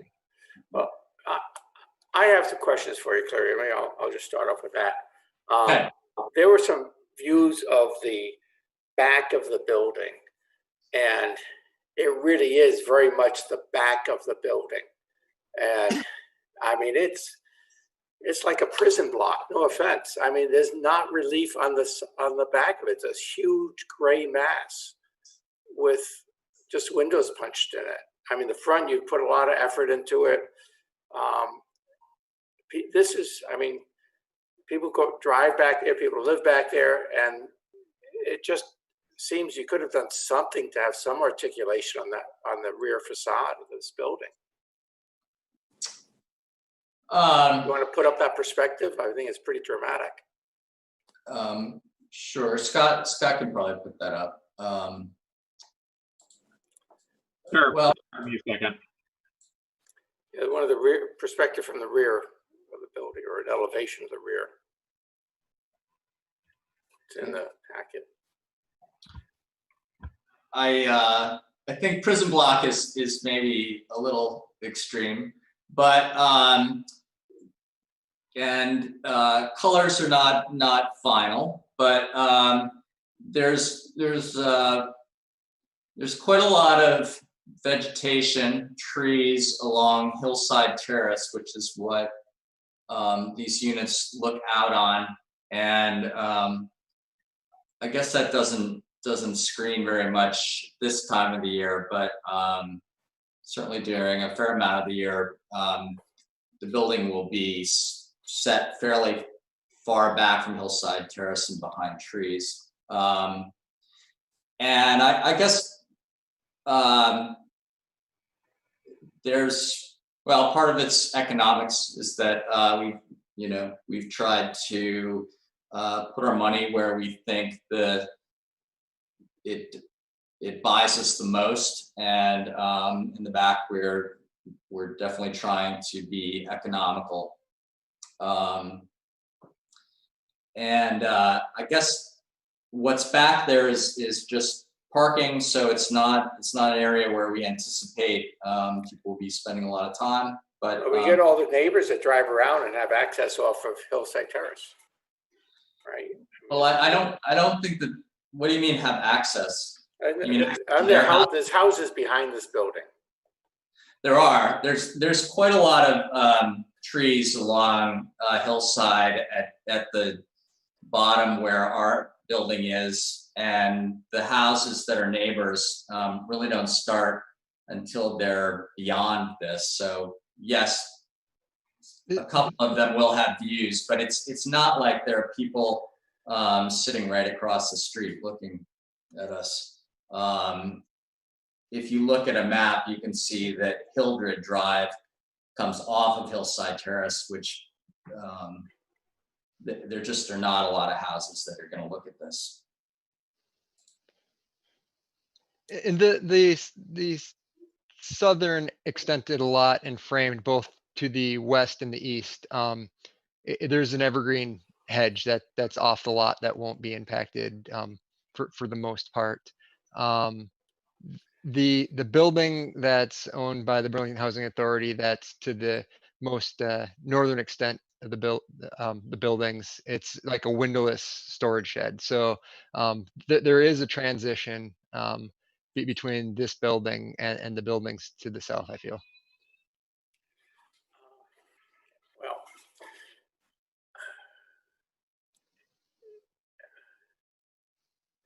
I guess I don't know how far to push it. I'll just maybe let that sit for a minute. The other thing that I'm a little surprised by is, let me just ask you this, tenants can enter the building from Riverside Drive. Is that true? Yes. Yes. Okay. I mean, we talked about that, right? Ramp there, and they could go in that front door and still get to the elevator and everything else. Absolutely. Okay. I mean, it's not what one would call a particularly graceful entrance. That walkway along the edge of the drive and then hugging the building to get to a door to take you inside. But you have a choice. You could go in the front door. So if somebody wanted to go out for a walk, they could go out the front door and go out that way. You're asking about people with mobility impairment that No, I'm just talking about somebody who wants to go home, and you think they're all going to enter off in the parking garage side. Well, people arriving by car. By car would, yes. If somebody goes for a walk, yeah. There are stairs right in front of the entrance. Yeah. Okay. I'm not sure I understand the objection. Well, no, only because when it was being presented, you described that as the main entrance to the building, and I was a little surprised that you described that as the main entrance. It's fine. This to me is more the main entrance here. Well, people can use either one they want. There. I guess you could say there are two main entrances. There's, this is perhaps a more ceremonial front door, but it doesn't lead to any parking. So this is where people will come and go when they're on foot. It's also where people will come and go if they're going to get some food, and they don't live here. People who come and go by car will go to the other side. Yeah. So I don't know. The two entrances serve somewhat different functions, and I don't know. Maybe it's not. I shouldn't say that either one is is the main entrance, or you can pick. Anybody else, any other board members have questions? Jeff? Thanks. Clary, I think for you, the service entrance and that view you're showing with the vehicle park there feels a little prominent and exposed to me. You know, when you're coming down Riverside and kind of first confronting this building, you're really going to kind of be looking at that side of the building. And I'm just wondering what you guys looked at for options. It looks like on the other side of that vehicle you're showing, there's some sort of screened off area. And is there any thought of screening that whole service area a little more?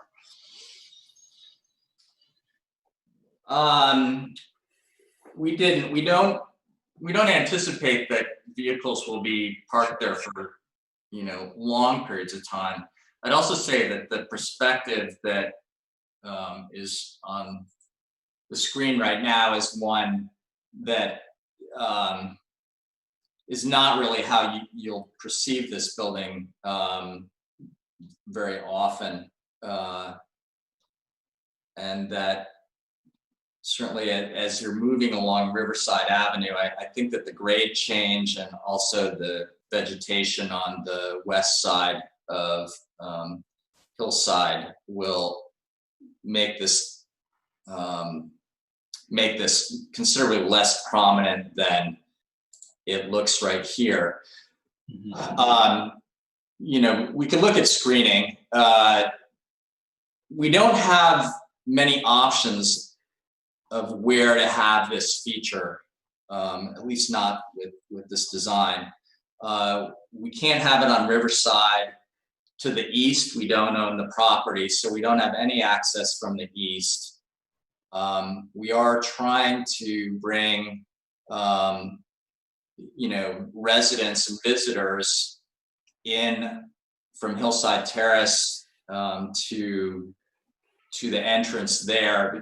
That's going to be, for a lot of the people who live here, really the place that they come and go. And so both from the standpoint of vertical clearance for garbage trucks and delivery trucks and things like that, and also just for not wanting those features to interact with the main door where residents are coming and going,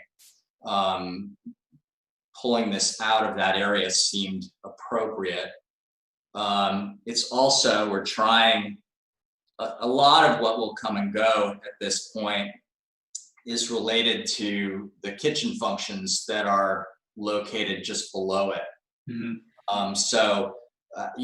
Trying to snake in around the south to come in,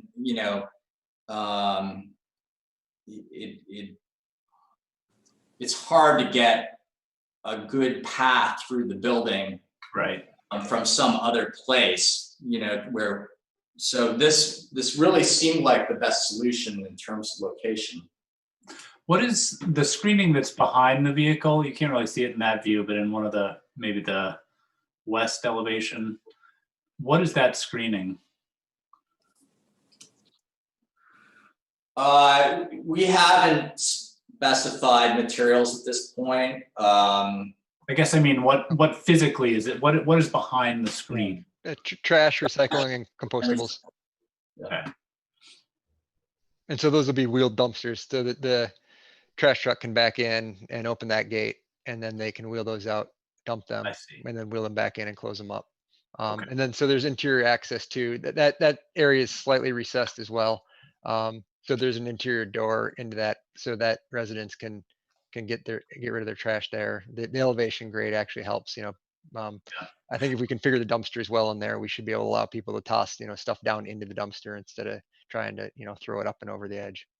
Just wonder if you flip-flop those two features, and the screening that you're providing would kind of serve as screening for the the vehicle delivery area as well from the road. But you may have looked at that and it may not work on the interior of the building. Just seems like it could make sense. I think there's some benefit to having the curb cuts farther apart. Jeff, you could speak to that. Yeah, I think as far as the grade transition to facilitate the loading dock and some of the vertical circulation, this works better.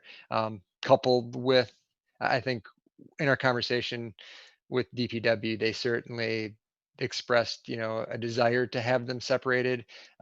Neither one of these of which, though, personally, I don't feel that either one of these has a high enough volume to really warrant those. So if, I think it's a balance between the separation and screening, as opposed to maybe refining the design and pushing those together, maybe additional shrubs or a hedgerow or something to screen that from river, the overhead door from Riverside. That might be the way to go in lieu of changing the configuration. And then Jeff, I think my other question may be for you. I noticed the Conservation Board had recommended some geotech work. We've seen some other buildings in this general area that have had to undergo some fairly significant revisions after doing that work. Do you have any sort of status update on where that is and what you guys are expecting in terms of potential impacts on design? I can speak to that, Jeff. We did, Cleary did work with the structural engineer to create a scope of work, and we have engaged a QCQA labs to schedule soil borings. Not sure what their scheduled date is right now, but it'll likely be just after the new year to dig into that and and get us I say top down, but should I say a bottom up evaluation or evaluation of what we're working with, and then we'll, if anything needs to be addressed structurally, we can do it once we have that data. Okay, thanks. I think it's safe to say that the owners of this property are more interested in the building staying where it's built than anyone. Yeah, understood. Being fairly familiar with that area, though, I know this is pretty close to the part of the slope that is obviously failing on Riverside. And obviously, it's across the road, but I'm sure it raises concerns for everybody. Other questions from the board?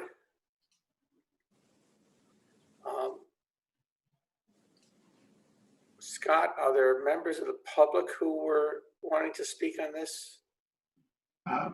Yeah, there were several, and all of them who raised their hands early on have been enabled to speak. Okay, so I see, that's right, Sharon and Paul Bierman. Sharon, Paul, Bob Butani. Okay, I'm just going to start here with Paul Bierman. Do you want to speak on this? You're muted right now. There you go. Yes, I do. Is it possible for me to share screen at some point?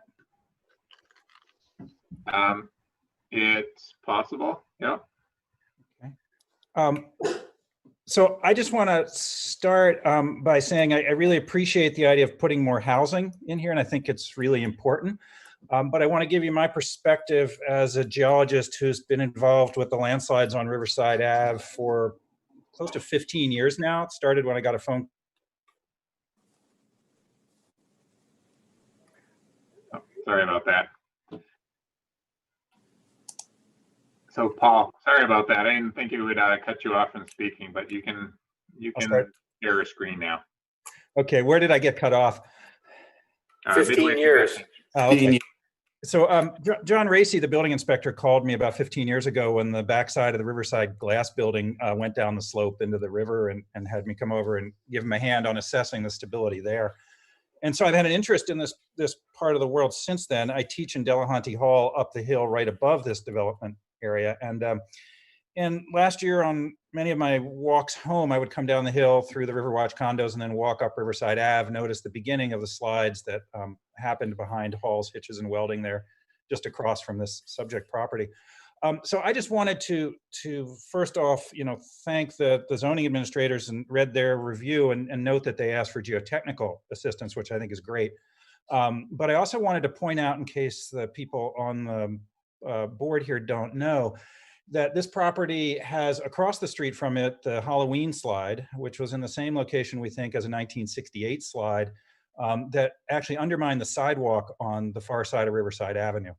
So that means that the ground there in the past has been unstable at least to Riverside Avenue, and we don't know how much further. But just down the road from there, where the Riverwatch condos are now, was a very large set of landslides in 1955. And that's the screen sharing that I wanted to do. So let me give that a try. Okay, let's see if I can get this right. I'm gonna go to my desktop and then to the slides. Can you all see? Yes, we can see it. Okay. So these are photographs shot in 1955. They're part of what's called the Dettori collection at the University of Vermont. They're held in the Bailey Hall Library. I believe these are actually shot for an insurance company there. And if you want to put yourself in context here, can you see my pointer? Yeah. Okay, that's the barbecue restaurant right now.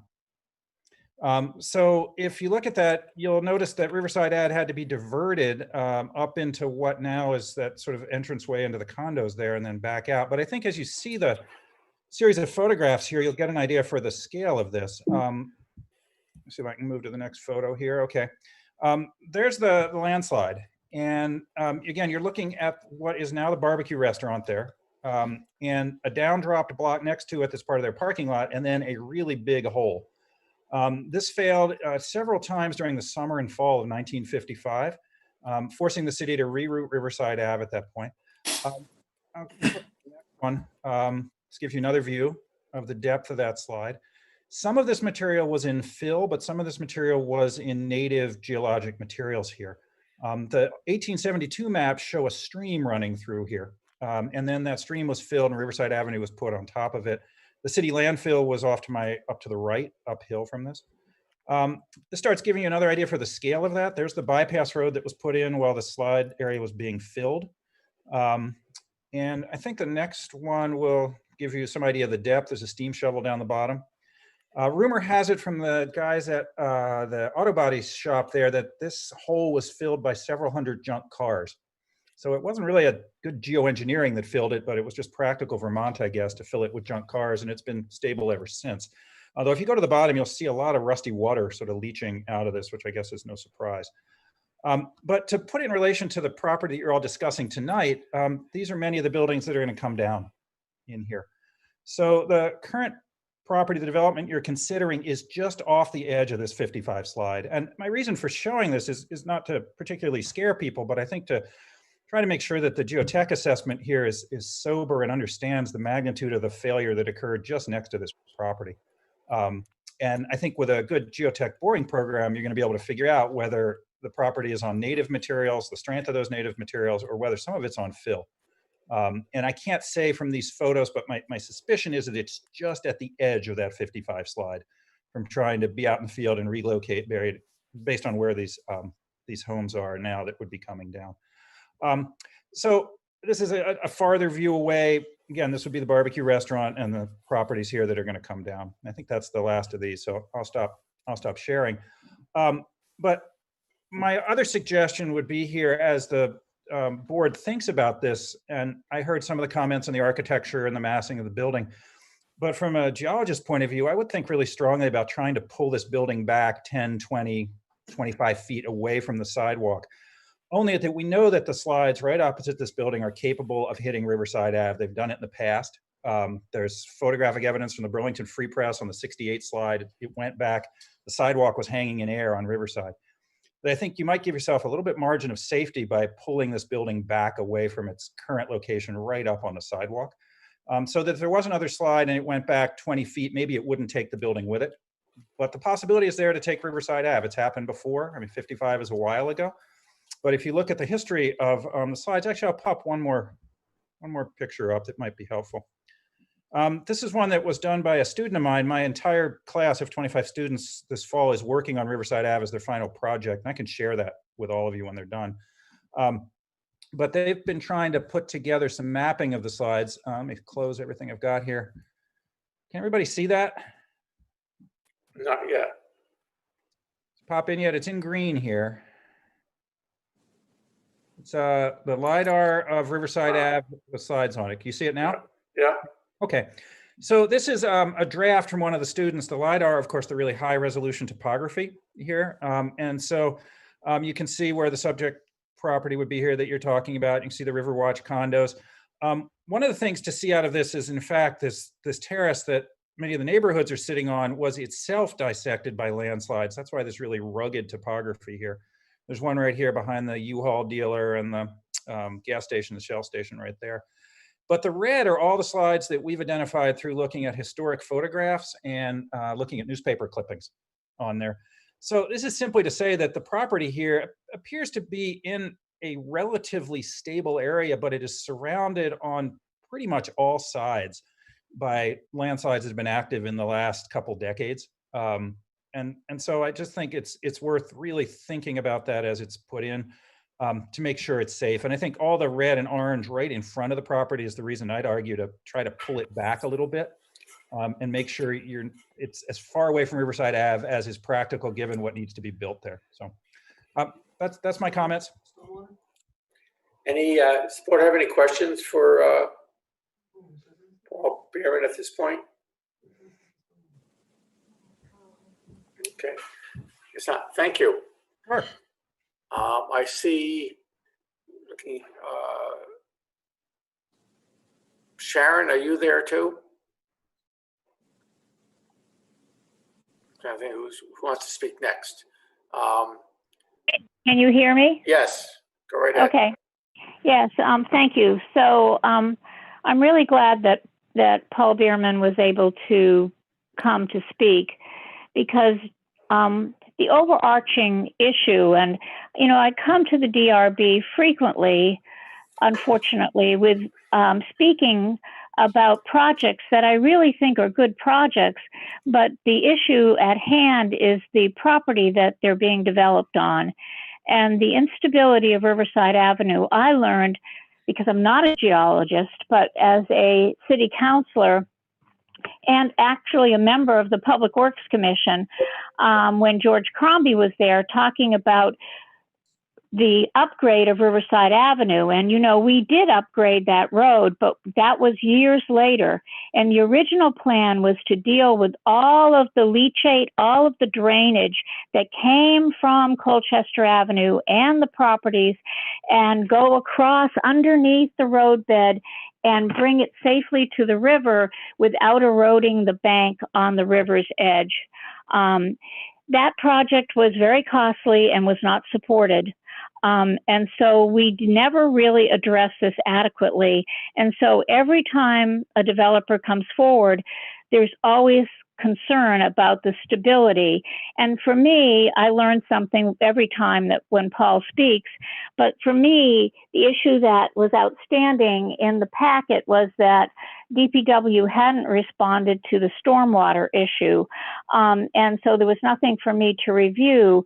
But I was concerned about the bigger footprint, the less permeable surface that could absorb water, and the impact that this would have as this water potentially went across Riverside Avenue and maybe further eroded the bank where some of the businesses are in so close proximity to the river.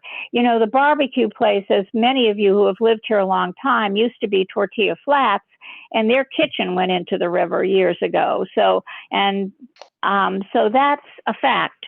And so my concern has to do with stormwater and the stability and how we're going to collect it and how we're going to address it safely for the project, but also for the development on the other side of the street.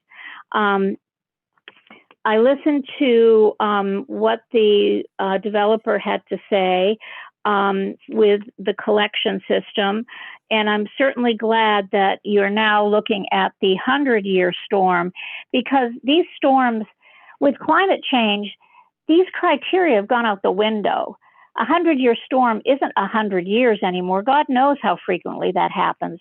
So I think that we really need to be proactive and understand and plan and anticipate that these will happen more frequently, and they're not a rare event, unfortunately. So I'm glad that there is a plan in place to address those larger storms. Let me just look at this. So that was one of my major concerns. My second question had to do with how traffic was going to flow. And initially I asked, so I did call earlier today, I'll full disclosure, and spoke with Scott Gustin to try to figure out, how people were going to access the project, and were they going to use the intersection that had the traffic light.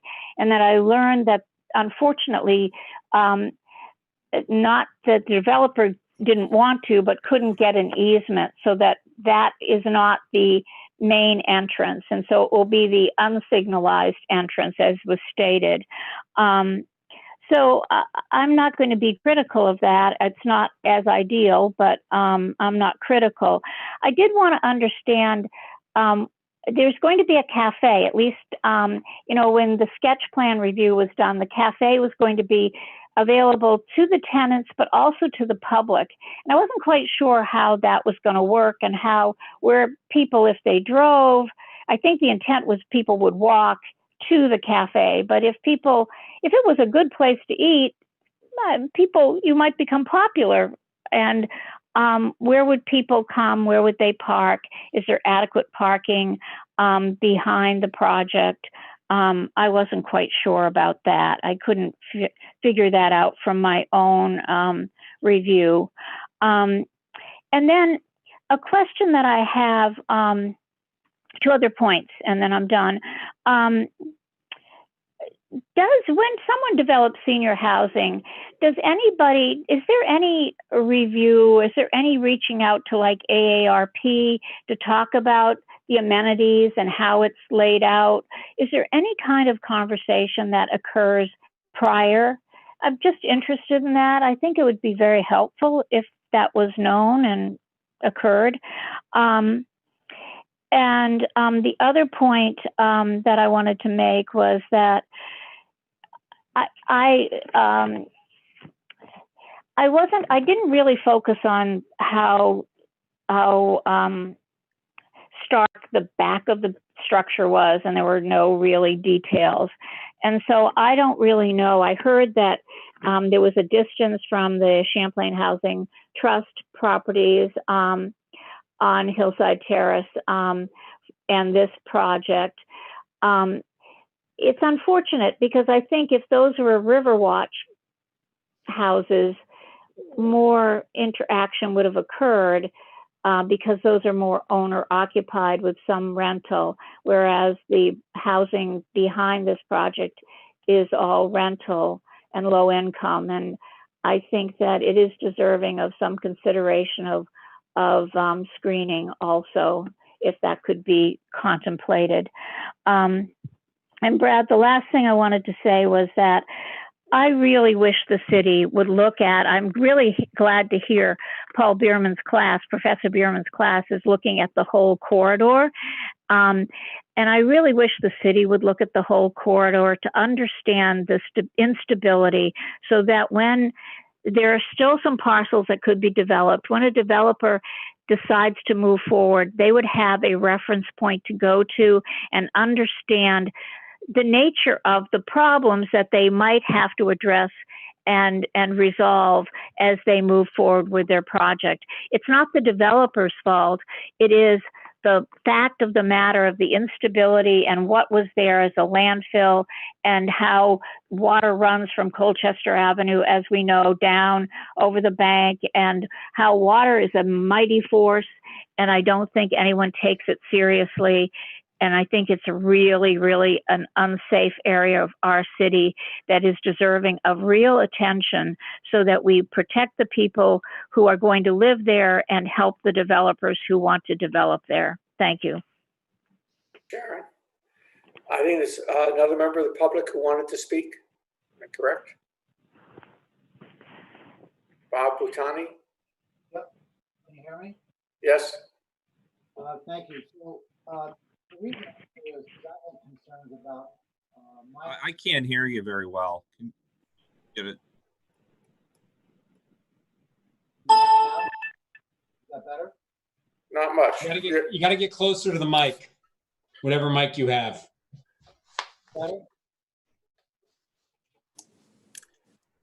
You're very faint, Bob. How about now? Can you hear me now? Yeah, it's better. If you stay that way, yes. Okay, so the reason I'm speaking tonight is because I have great concerns that stem from my own neighborhood, Fletcher Place, where a developer, believe it or not, got approval to put in a 71-unit housing development on a You've got a bad connection here, Bob. It's very hard to, you're fading in and out. Can you hear me now? Yes. Okay. So this particular project, it's right across the street from Hall's Hitches. And given that it's a senior project, how are the seniors supposed to get up and down the 4 flights of stairs in a 4-story building? That's one thing. We're really going to have trouble hearing you, Bob. You're jumping back and forth between two inputs. There's a phone number and your name show up on the screen. And it jumps back and forth. Are you on the phone or are you on the Zoom screen, Bob? Are you still there, Bob Butani?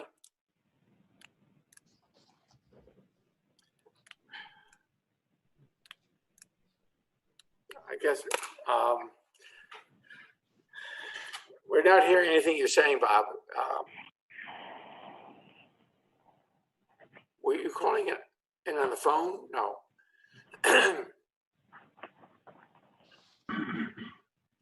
He might be trying to reconnect. He just disconnected, Brad. Okay. I think the phone caller is Sharon still. It might help for others to mute themselves when he comes back on, just so there's no confusion in the source.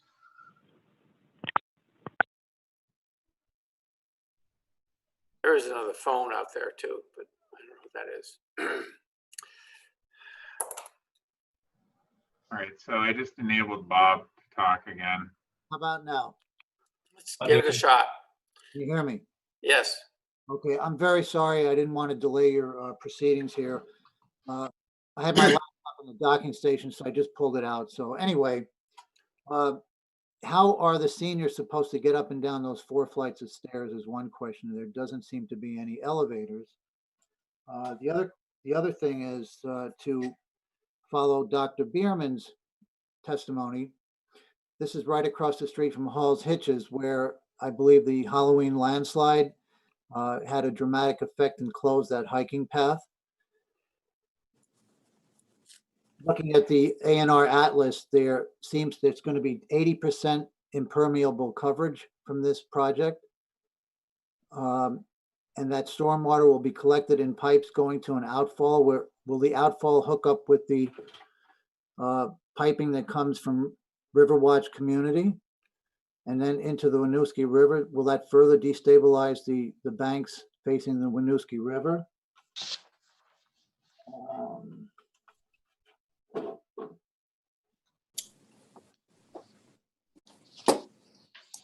Were there other questions that you had, Bob? Is that? Yeah, and the reason for my concern is we live on Fletcher Place, where a developer, believe it or not, got approval to build right on top of a gully head failure. Thankfully, it's been caught by the Act 250 Commission. So, you know, there's a lot of concern in this area, as was articulated by Dr. Bierman and Sharon Busher. And that's all I have to say. Thank you. Okay, thank you. Am I correct, Scott, that was the last member of the public, or was there somebody else in the public who wanted to speak? That's everyone who had their hand raised. Okay. I guess for the applicant, you can hear the concerns have to do with geotech issues. I don't know if you have any comments about that at this point. I made a couple of notes here, just a couple small things, couple larger things. First of all, just wanted to note for the board, there is an elevator in the building that goes to all floors. Yeah. The comment about parking for the restaurant, this was discussed when we were before the board for sketch plan, and you know, even I was a little wary asking questions at that point, as the underbuilding parking is designed to be for residents only. However, I was strongly encouraged by the board to pursue that concept of a, you know, food service was open for the public, and I was reminded that there is public parking on Hillside. So, you know, where that certainly was our concept from the beginning, it was not without encouragement from actually all of the boards that we met with, that we continue to pursue that as a component of this project. From a concept design standpoint, just to quickly touch on that, over the last 4 to 5 years, we have developed in excess of 500 units of senior housing across 3 states, the lion's share of it being in conjunction with large national and even in one case multinational partners. So where we are a local developer, we have had the benefit of working for and with other owners, equity groups, REITs, as well as the management companies for those organizations on specific design details. And, you know, where we won't go into it tonight, there are a lot of elements of this building that draw on that 4 to 5 years worth of experience. And lastly, to just touch on the larger piece, as Cleary said, we are the last people who want to watch $10 million worth of construction slide into the abyss. We're not unfamiliar with challenging structural sites. We're building buildings right next to the railroad in Essex Junction. I dealt with a lot of these same concerns to do with the rail lines, what have you. The simple fact is there is the review and soil analysis then leads to structural design to compensate for what is discovered in that review. And so the cart and horse piece, we can't really, we can certainly do some, you know, we've scheduled the analysis, but how you deal with that comes from the structural design, and we wouldn't structurally design a building unless we had approval for that building to move forward. So it is a bit of cart and horse, and I would, obviously the board is aware that we need to get through, you know, construction permitting. There's a tremendous amount of oversight on the actual construction of the building. And where I do recognize the concerns that have been raised tonight, I am confident that our structural design team will be able to put a building there that will withstand future challenges. Would it be beneficial to the board? I'm not a geotechnical engineer or structural engineer. I have a fair amount of experience with the construction process and about how the investigation is generally undertaken. Would you guys like me to kind of go through the process of how they will do the investigations and prepare the report and the analysis? It's a lot of based on science. I don't think, the report itself would be more interesting than, yes. Yeah, can I ask a question about that, Brad, and maybe of you, and then also of staff?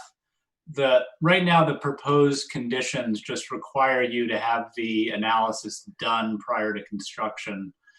I presume that condition is acceptable to you.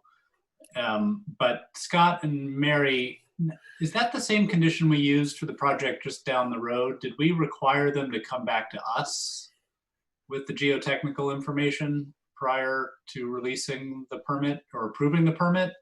Was that down the road? Do you mean 110 Riverside? Yeah, in the corner. Yeah.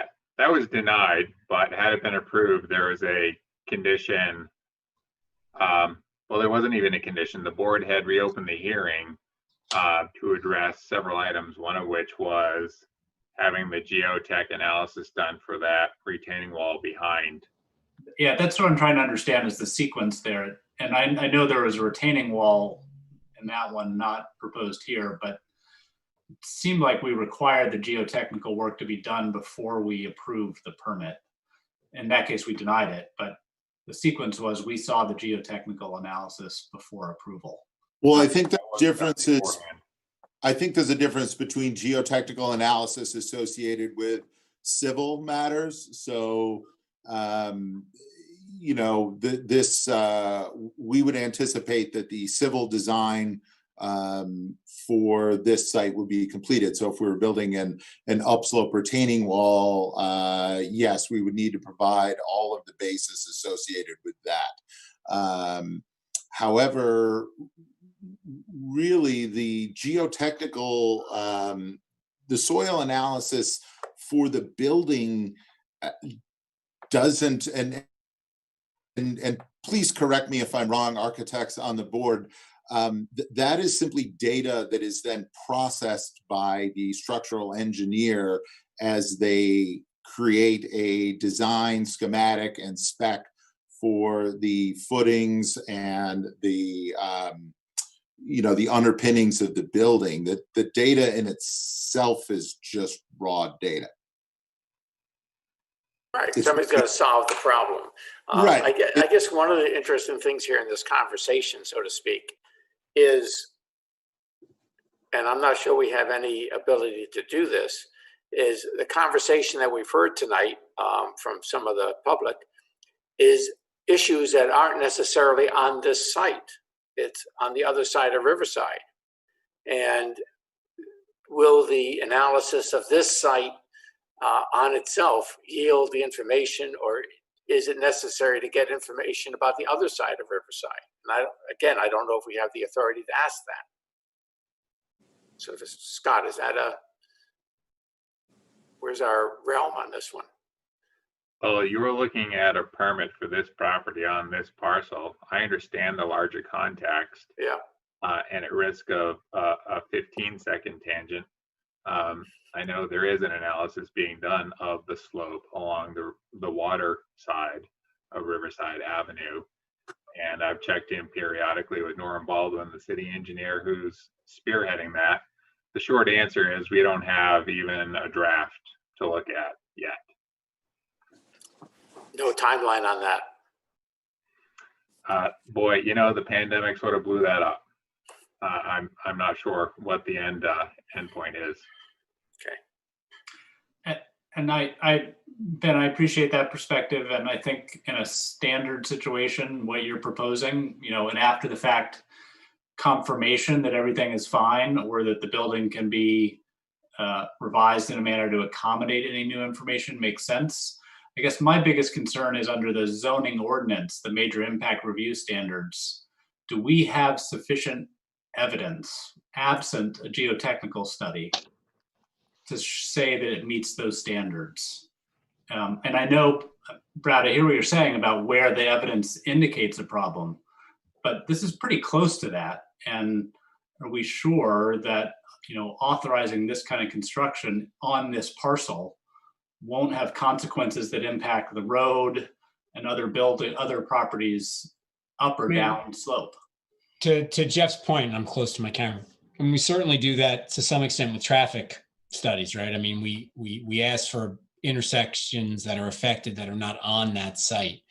And so I think if there's a concern that, you know, I think we can't ask the applicant to look at a geotechnical analysis of the entire slope of Riverside. I mean, obviously that's a problem much bigger than this. And the concern that there could be a slide in the future is one that I take seriously, but I also say, what can you do about that? You can't not build on Riverside because the uphill bank could eventually slide. I mean, take all the trees down, those could fall too. But to Jeff's point, I think there's a legitimate question is to say, hey, we just want to make sure this project will not exacerbate or cause unreasonable soil erosion in a sensitive area. And I think that is within our scope of review. And I don't think it's unreasonable to say, hey, can we have the geotech before we approve this? And again, it seems like a good project, but this is an area of heightened concern. And that's a question we can ask the geotech person if they do this analysis is how, what is the impact of this project, and is there any instability that it's creating, and will it be subject to, and can it be made more stable within the confines of this property? We need more senior housing, and I think it's a good project, particularly in the city, but I just want to get it right here. It sounds like that As whole close is, as possible is right. Can I, do you mind if I ask a question, or is go it, ahead, Jeff. like, or what are some of the boards? I do understand that there's, this certain fear of the building falling down because there's been significant slides in the vicinity. But like, as far as the permitting process, there's many hoops that the applicant needs to go through, and this is land use planning, and we need to make sure that it addresses certain key things: traffic, stormwater, things like that, and soil erosion. And if this was on the north side of the if this was on the north side of Riverside Avenue and the building was turned around so that the parking was behind, I think that these would certainly be fair questions. With the parking hemmed in behind the building, I think we want to make sure that we take a scientific approach in this and make sure that, after we obtain zoning approval and Act 250 approval, they develop a robust geotechnical analysis. There's limited, there's many civil engineers like me in Northwest Vermont. There's only a handful of geotechnical analysis, and they always do. And in this project, I'm certain that they'll undertake, an in-ground exploration activity with borings. Jeff, all we're saying is that's what we're going to do. So I don't think you're providing any information that we don't need. Right. I guess my main thrust of the comment though was to move this forward to obtain the approval so that we can move it forward to Act 250, and so that you move to Act 250 now. You don't have to wait for us. It's one of the supporting documents that they like. I understand they like it. May I say something, please? Clary, go ahead. Jeff Zweber, I think that we're collecting the water from the roof and the site, and we're actively slowing it down through retention systems, and then we're putting it into the city's piped stormwater system. Isn't that correct? That's correct. So, people have, I think I've heard a couple of times people talk about the water from this site being piped into the river. And the existing condition on this site is that all of the rainfall goes across the driveways and the land and into the soil and migrates down to the river. But what we're proposing to do is actually capture all of that water and put it into the city system in a controlled way. So I very sincerely appreciate this conversation about stability, but I think that what we're proposing to do, the likelihood is actually that this is going to really improve stability rather than aggravate it. I think not to interrupt you, but I think that the answer is that we need to go through our deliberative. Yeah, I appreciate what you're saying. I understand it. I understand we get the approval, and we can word it a number of different ways. And I think that's sort of what we have to discuss about deliberative. Can I share my screen one more time? I wanted to address the backside issues. No, I think we're okay with that. I think I'm not hearing a lot of concern about that one. We've had a lot of dramatic photographs. We've had a lot of concern expressed. We have to decide what is our responsibility to the project. The thing that I was going to do was just, if you go on Google Maps and drop the little perspective guy on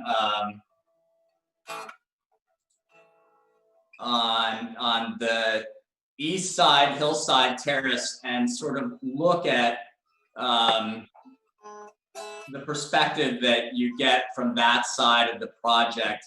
Brad, I don't disagree with you that the back side of the building is plain, but I think it's worth just looking at that to understand the context that this building sits in.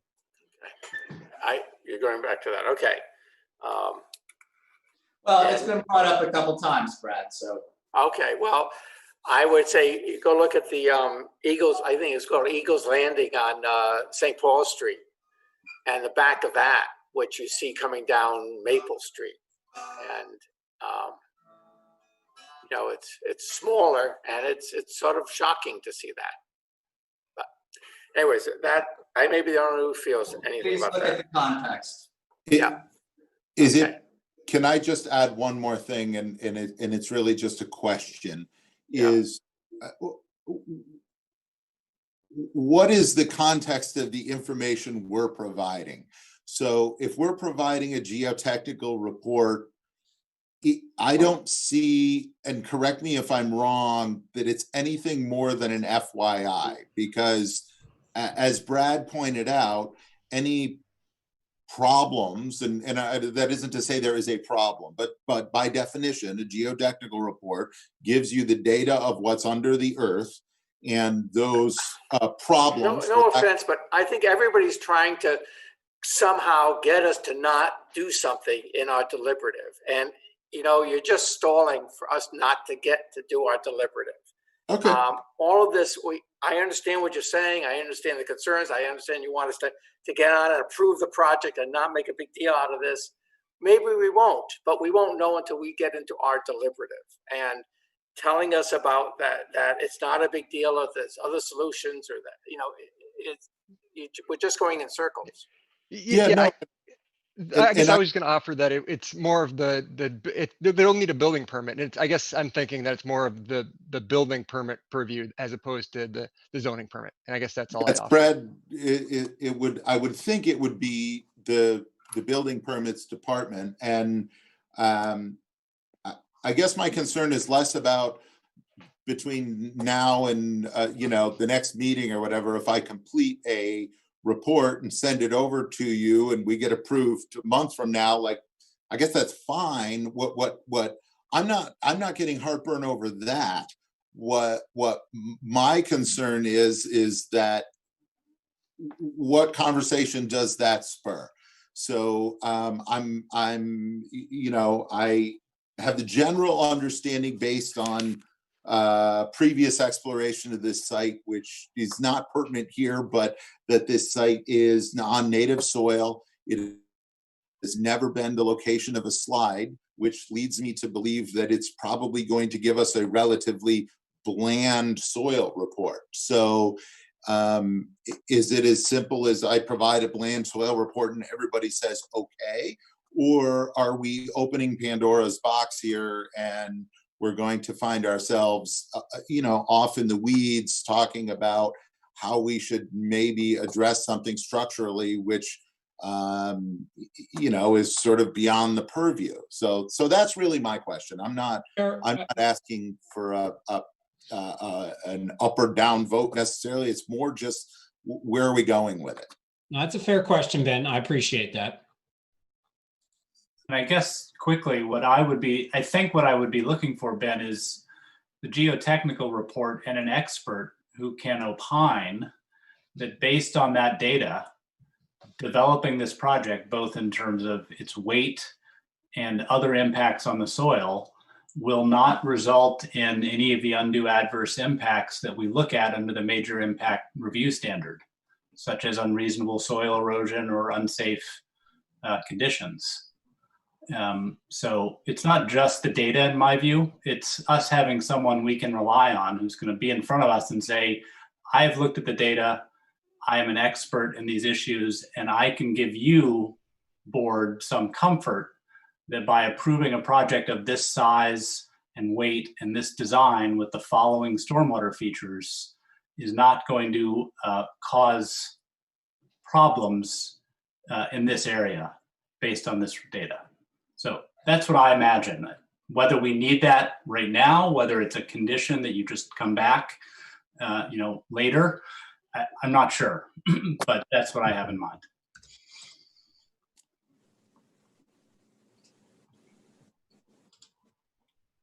So I'm sort of wanting to close the public hearing. I agree with that. We can keep discussing this, but until we find out what the board really thinks in deliberative, we're not going to know the answer to the questions that the applicant is asking. So I appreciate that. Appreciate everybody's participation. And with that, we will close the public hearing. Thank you, everybody. Thank you very much.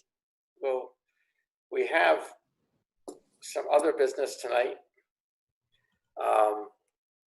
And we have a deliberative held over from last time for tonight. So we're getting a little long in the tooth here.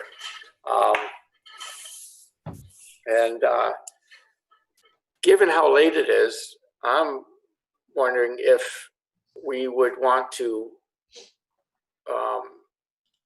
put off the other business until another meeting where we're not quite so late and we don't have specific deliberatives to do. So moved. So that's fine for the zoning amendments, but we actually do need you to take action on the schedule. Okay. Long story short is if you don't approve it, then every meeting's a special meeting, which is a pain in the neck. No, we don't want that, Scott. I move that we adopt the meeting schedule proposed. Awesome. Is there a second on that? Caitlin seconds, it looks like. Any discussion? All in favor? Okay. Thank you. Thank you. So I think we will, if we can, look at the zoning amendments another time. At this point, we will then close the hearing. We're adjourned. So